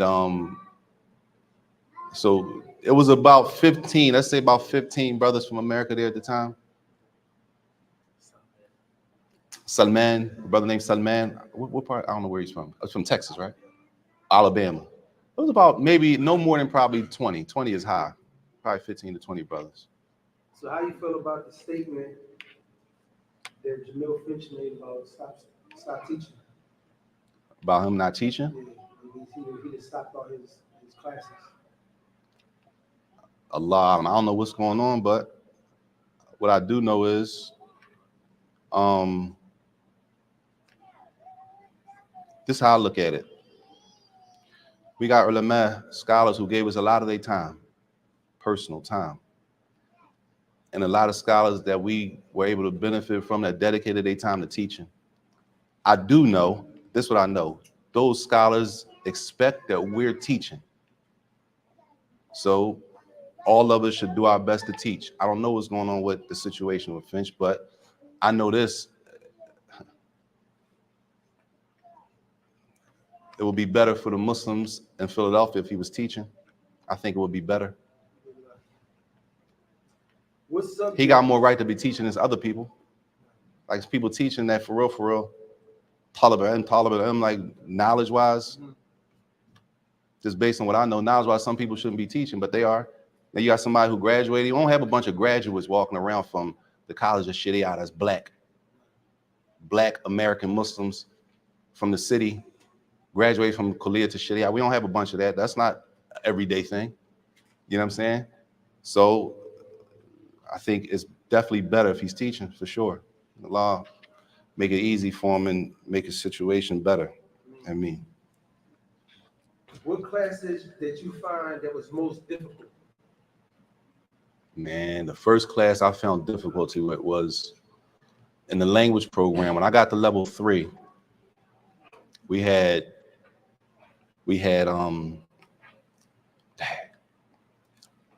level 1 to me was kind of like a breeze because I had the Medina book 1 and 2, so I could read. My speaking wasn't that great, but nobody's was great in level 1. Level 2 was like a major jump because we went from like 5 classes to like 9 classes. Now we had Sirah, we had Aqidah, we had Hadith, we had to memorize stuff, we had to memorize ayat and stuff like that. But when I got to level 3, what was that joint? They called it Nusus, right? Sher. Then we started doing Sher and stuff like that. When we started doing Sher, poetry, that joint, to me, joint was, when I got to level 3, man, I'm like, dang, I ain't gonna make it, man. We can't fail classes, I'm gonna fail. I thought I was gonna fail. I'm like, man, I ain't gonna be able to go to university because I ain't gonna be able to do this job. This job is rough. That was the first class. After that, Balagha wasn't that bad. Balagha wasn't, it was different, but it wasn't that bad, but I had good teachers. You know what I'm saying? In the university, inheritance was rough. Inheritance was rough. Midoff was rough for me because you had to, I don't even like charts. I'm a person, I don't like charts. And then when you do inheritance and break it down a chart, you got to make a chart. So I'm like, oh man, we got to do charts. So that was difficult. I had to get past that. In the beginning of Usul al-Fiqh, which is basically the class you did about Dalil and all that, that's the fun part. In the beginning, you got to learn mantiq, which is, mantiq is what they translate as rhetoric. You have to learn rhetoric, which is a bunch of definitions with these funny meanings. And it was just like, what's it called? Yeah, argumentation and stuff like that, how to argue back and forth. But that's the first level. Once you get past that, it's a lot better. But those probably 2 or 3 were probably the most difficult. How did you spend your free time outside of university? Everything is reading and studying. You have responsibilities towards your family, which we try our best. May Allah reward our wives because they put up with a lot. I don't know if sisters know. I'm only saying this because I've heard other people say this. I've heard other sisters say this. Sister says she wants to marry a student of knowledge. I don't know if she knows what that means. Because to a talib ilm, you're not first priority when he's studying. That's just, you know what I'm saying? So our wives had to deal with a lot of, if we could say, being put second to reading. You know what I'm saying? But that's part of it. You have to, as the student, you have to be able to keep that up.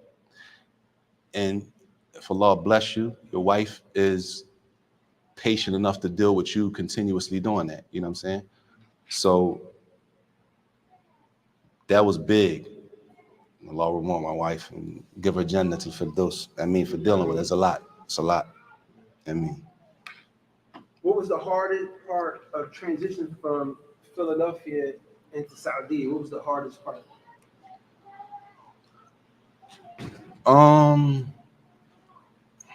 I was having a ball, man. It was, to me, I was happy. Nothing mattered to me. I'm in Mecca. I don't care what happened. I'm having fun. So it wasn't, you learn stuff as you go along. It's a different culture, but I was cool with all that. None of that, to being near the Kaaba, none of that stuff. I did some crazy stuff over there, man, that not bad, just like, yo, what is that? You wouldn't normally do. Just happy to be there. You know what I'm saying? Like, yo, that was crazy when I look back now. So it was more or less figuring out how are we going to be able to maintain financially while we're here. That was the thing. Other than that, because I'm talking about like no money. It's no money coming in like that. We got whatever we work, we spend on the bills, and we reading and studying. We go out to the store, we got books piled up in the car. It's not for show. You never know what book you're gonna need. We got books, back seat, front seat, on the joint. You gotta put books in the trunk so the kids can get in. You know what I'm saying? We go to the mall. I don't really want to go in the mall, but I'll take you. You know what I'm saying? Pull up. Go ahead. I'm waiting in the car and read a book. No, I need you to come in. All right. Coming in. I want you to see this. All right. If I don't need to come in, I'm not coming in. I'm reading. I'm trying to memorize. All time is for Didal, especially for us. We had to work. So I'm just saying, on a typical day, you're trying to be in your books all day. That's a good day. Meaning, pray Fajr in the masjid, pray your sunnahs, boom, boom, boom. Go back to the house, books. Hifz, Quran, boom, sun come up, duha, boom. Start your books. Everybody sleep. Kids start getting up. Dang, everybody getting up. Let me take a nap. When everybody get up, I go take a nap. Boom. Wake up at Dhuhr. At Dhuhr, go pray Dhuhr. Come back, people hungry. Get something to eat because everything closed after Dhuhr anyway, so we taking a nap. Boom. Probably take a nap after Dhuhr most likely. You might get a little light reading after Dhuhr. On a good day, you're going to read after Dhuhr, closer to the Salat for Asr, take a light nap. Asr, go pray.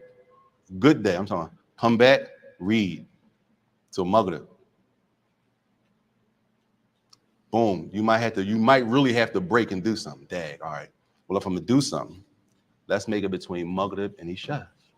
That's the shortest time. This way I don't have to be away from not reading so long.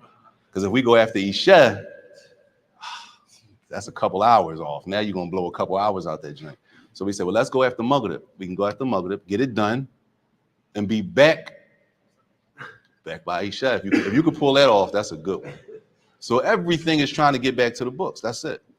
Now you got to make time for your family. And, I make time for my family. We go places, but you don't go anywhere. You don't go anywhere, number one, without books in the car.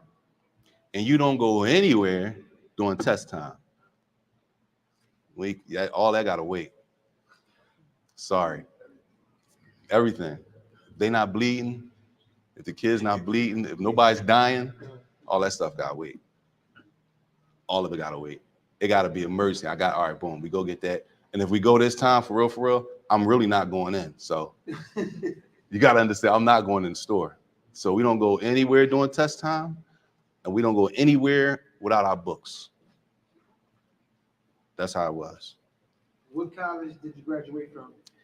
Kulliyat al-Qada, which is the College of Judicial Law. So your degrees in what? Judicial law, Islamic judicial law, yes.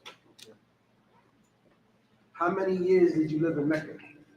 I was there 9 years. 9 years. And how many years did you spend studying while you was in Mecca? 9 years. No, the reason I gotta ask is people live in Mecca, but they don't study. No, man, no. I'm not the top nothing, y'all. So I wasn't the top student in the class, none of that. But we were serious. We didn't go there like the only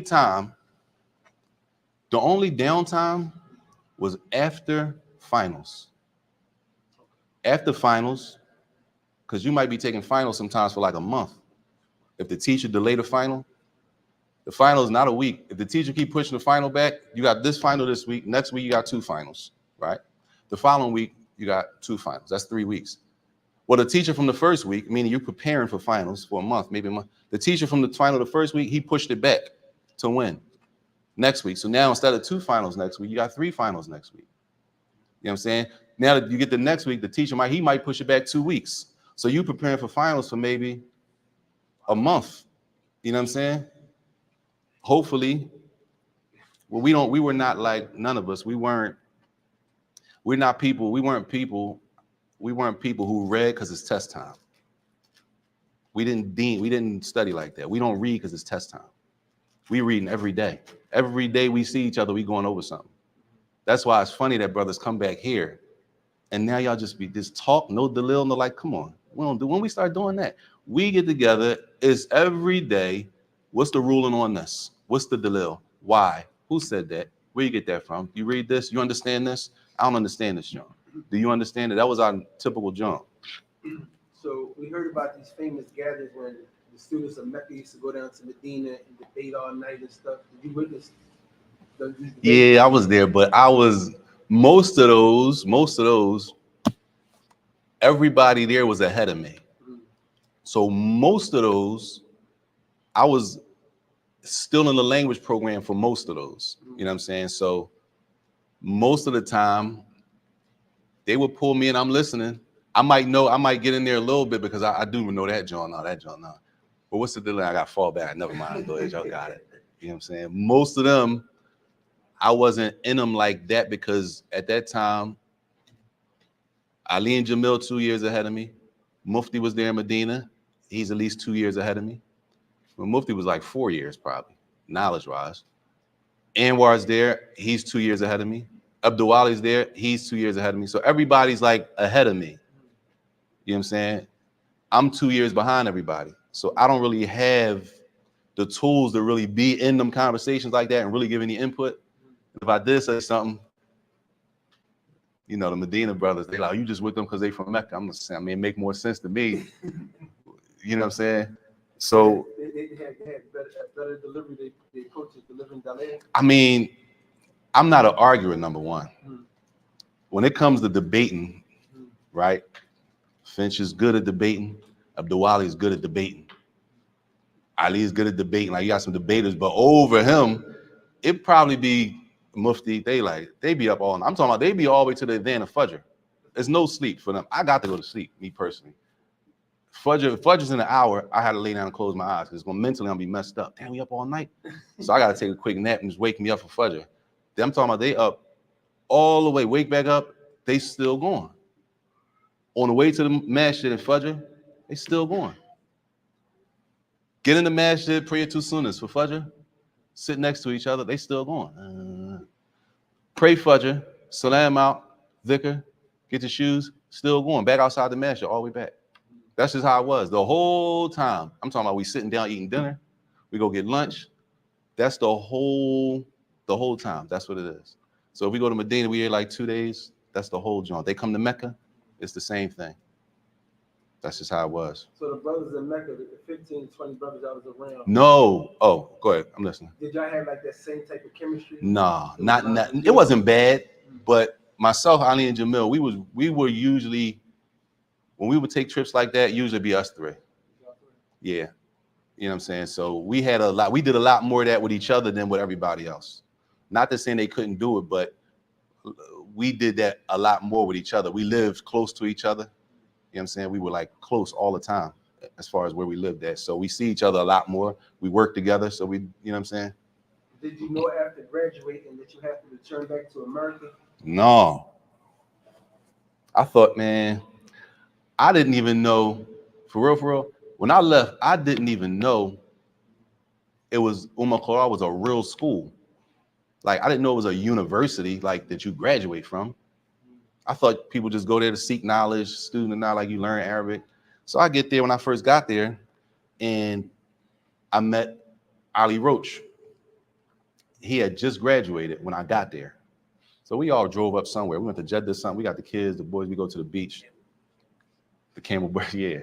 So I meet Ali Roach, and Ali Roach says he just finished.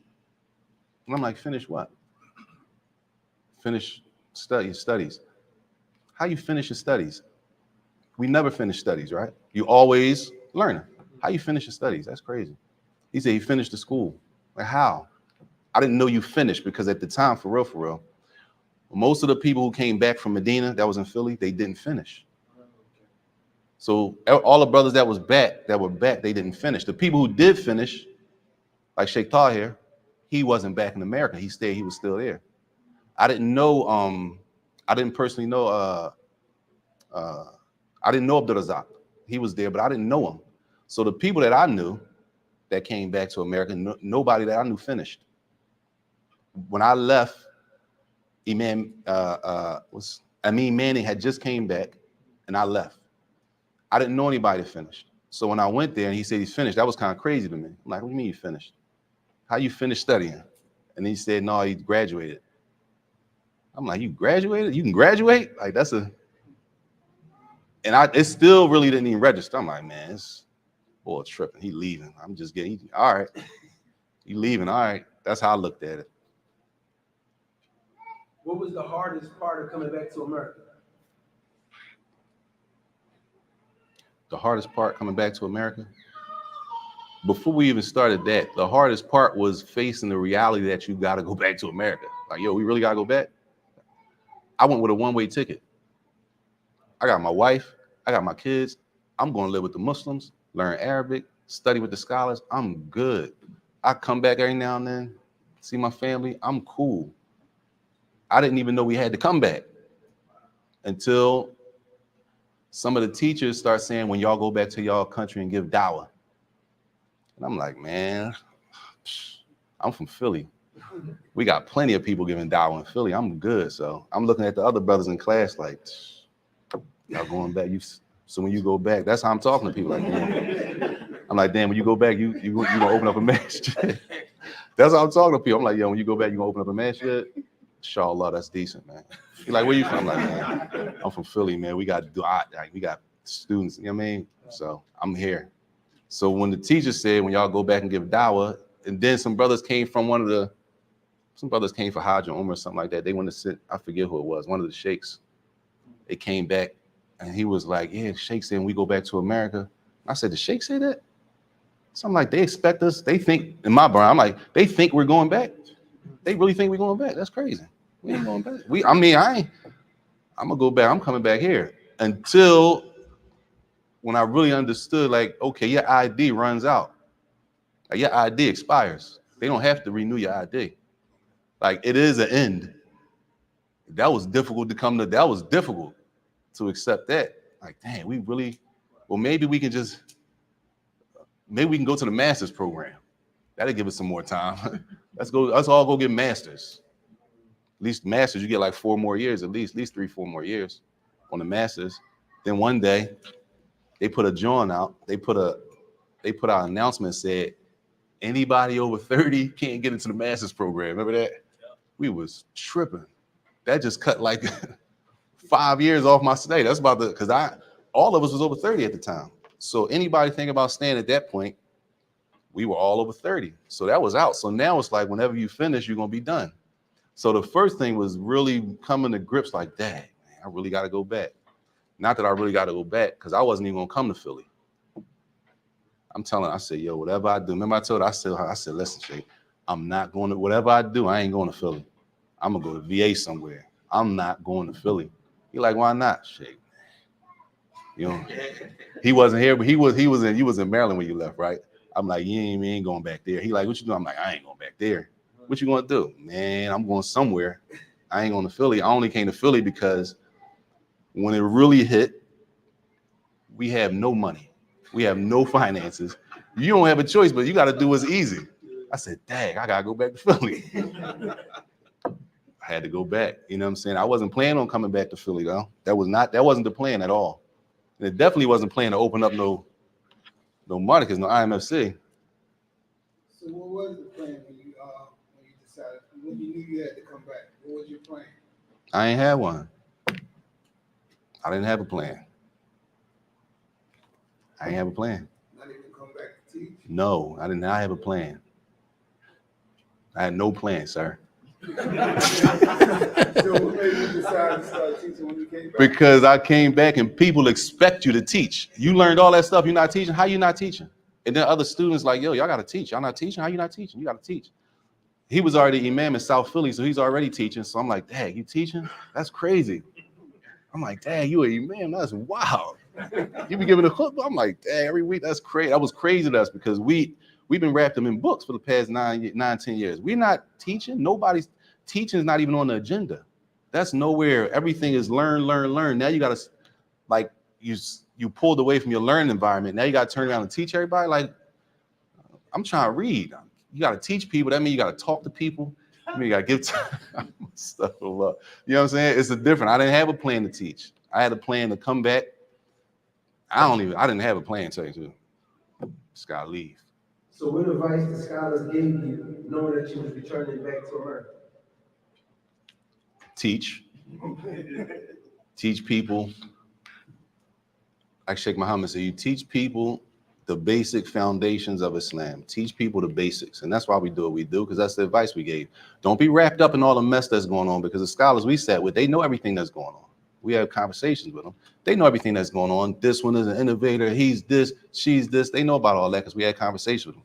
Y'all don't get wrapped up in that. Y'all go back and y'all teach people. And when the people that gave you a lot of their time teaching you, when they say stuff like that, you respect it. You know what I'm saying? I'm not going to come. Sheikh Abdul Majid gave me 7 years weekly. You know what I'm saying? That's a lot of time. He got a family and kids. Sheikh Muhammad gave us at least 5 years. Like, we going in.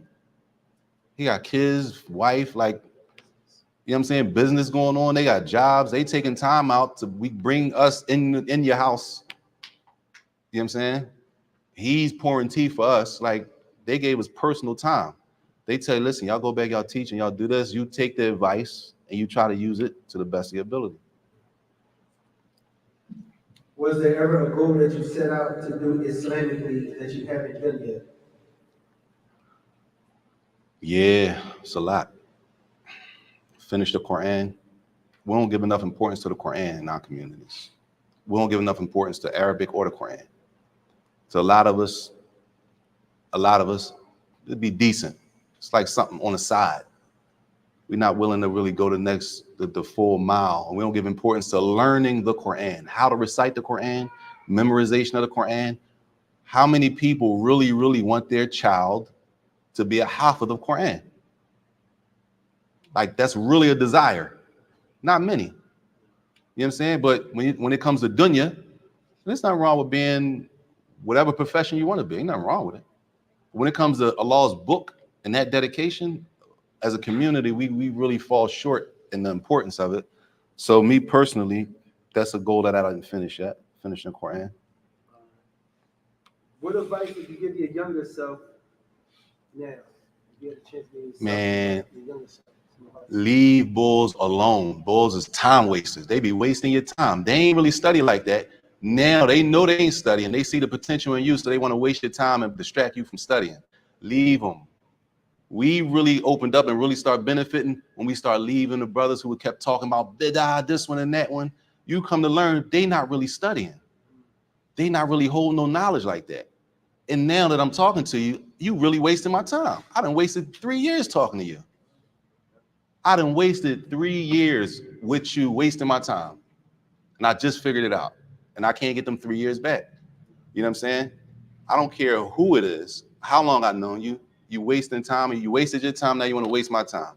So that's what I would tell them. Don't waste time and focus on memorizing the Quran. The problem is when you don't memorize the Quran, you're at a disadvantage. As a talib ilm, student of knowledge, you're disadvantaged. You don't have the Quran memorized. When you talk about everything, istidlal, dalil, what's the ayah from the Quran? So when we used to have tests in the language program, even if it was fiqh, aqidah, what's the proof for such and such? Udhkur al-ayah. Mention the ayat, that's the dalil for this. So I never forget. I had people in my class, Hassan from Pakistan, Hafiz, Muhammad Yasser from Pakistan, Hafiz, Ahmed from Senegal, Hafiz, Hassan Ghulam from the UK, Hafiz. I had her father in my class. So when it comes test time, number 3 says, mention the verse, the proof from the Quran that brings such and such.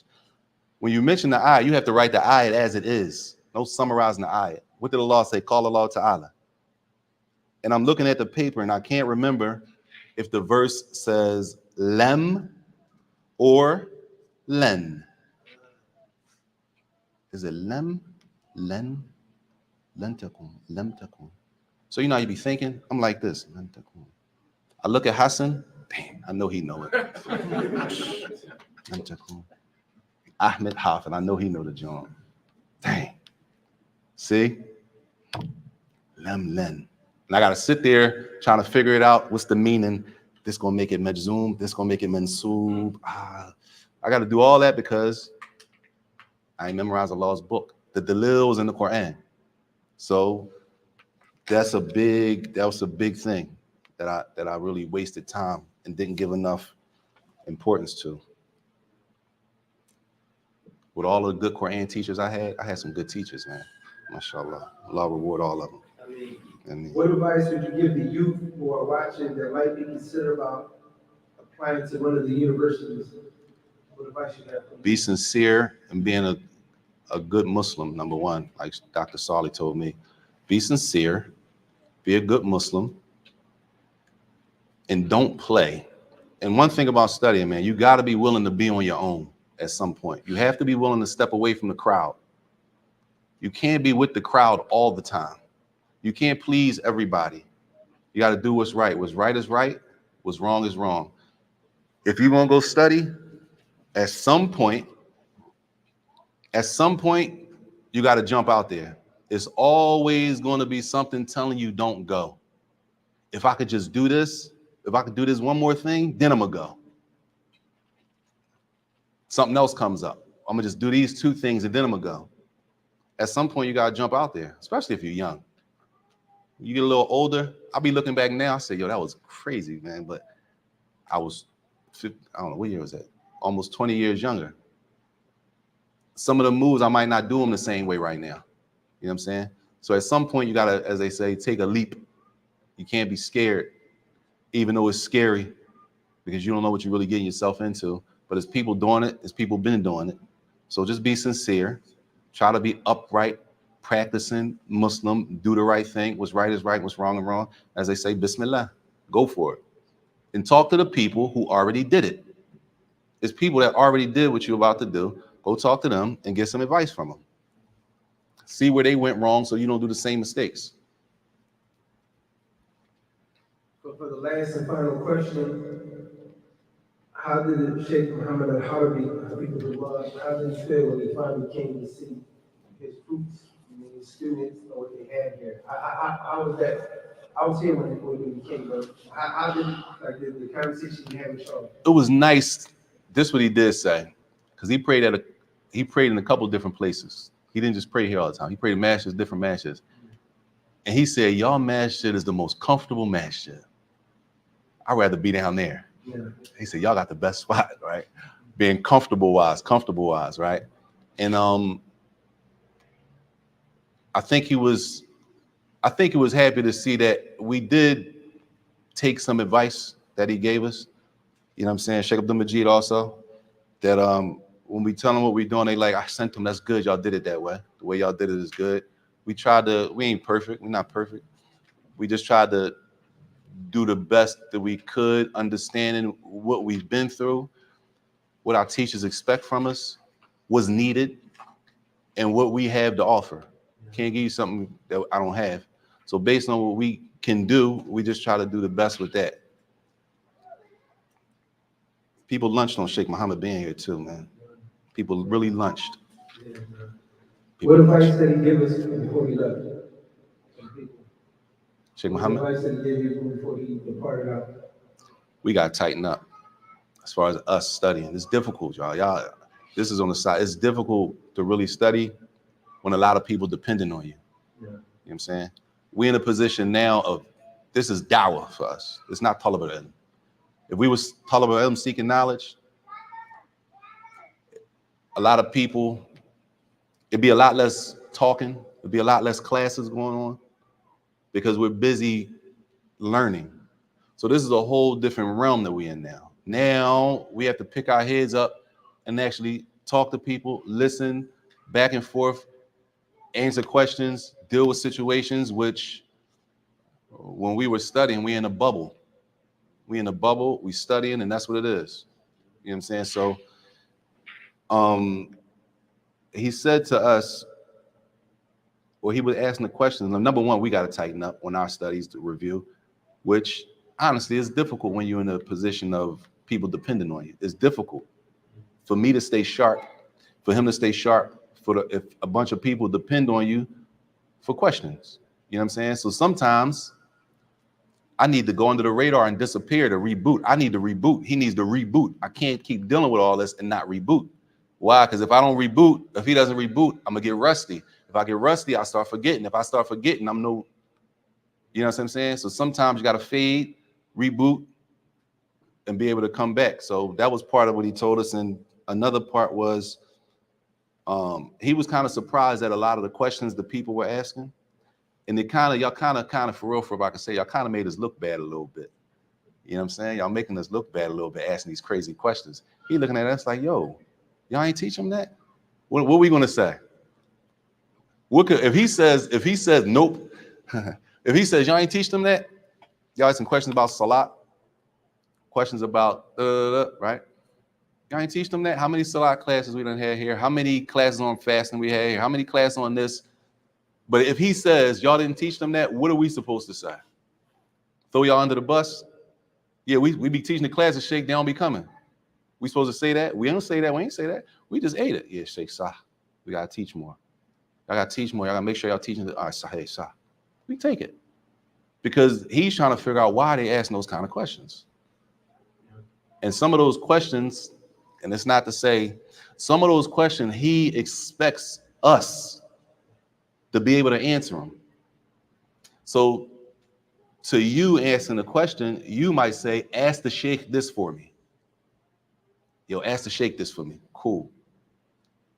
I know if I ask the sheikh that, he's gonna be looking at me like, huh? Why? Basically, why you didn't answer? Why you can answer that? But we've been taught like you can't answer questions, Ali. You have to call the sheikh for. If any questions come, call the sheikh. That's how people. So the sheikh here, ask the sheikh. If me, you better off asking him. It would be better that you walk up and try to ask him that question than me. If I ask him, he's going to look at me like, damn. Why you answer? Why you asking me that? You could have answered that. And to a lot of us, everything has to go back to the sheikh. But the sheikh, this is what y'all gotta understand. The scholars expect that for their tulab, especially the ones who don't live in their area, when they go back, they expect them to go there and be scholars in their area. That's the expectation. Whether the student is that knowledgeable or not is a different conversation. Their expectations is that you learn, go teach your people. Don't keep calling me up all the way across the world asking me. You call me when there's a need. You shouldn't be calling me every couple of days, asking me a bunch of questions. Like, you studied all that. I know you studied because I taught it to you. You know what I'm saying? So that was some of the advice that he gave us. We're going to close out with that. Then we're going to open up the floor for questions.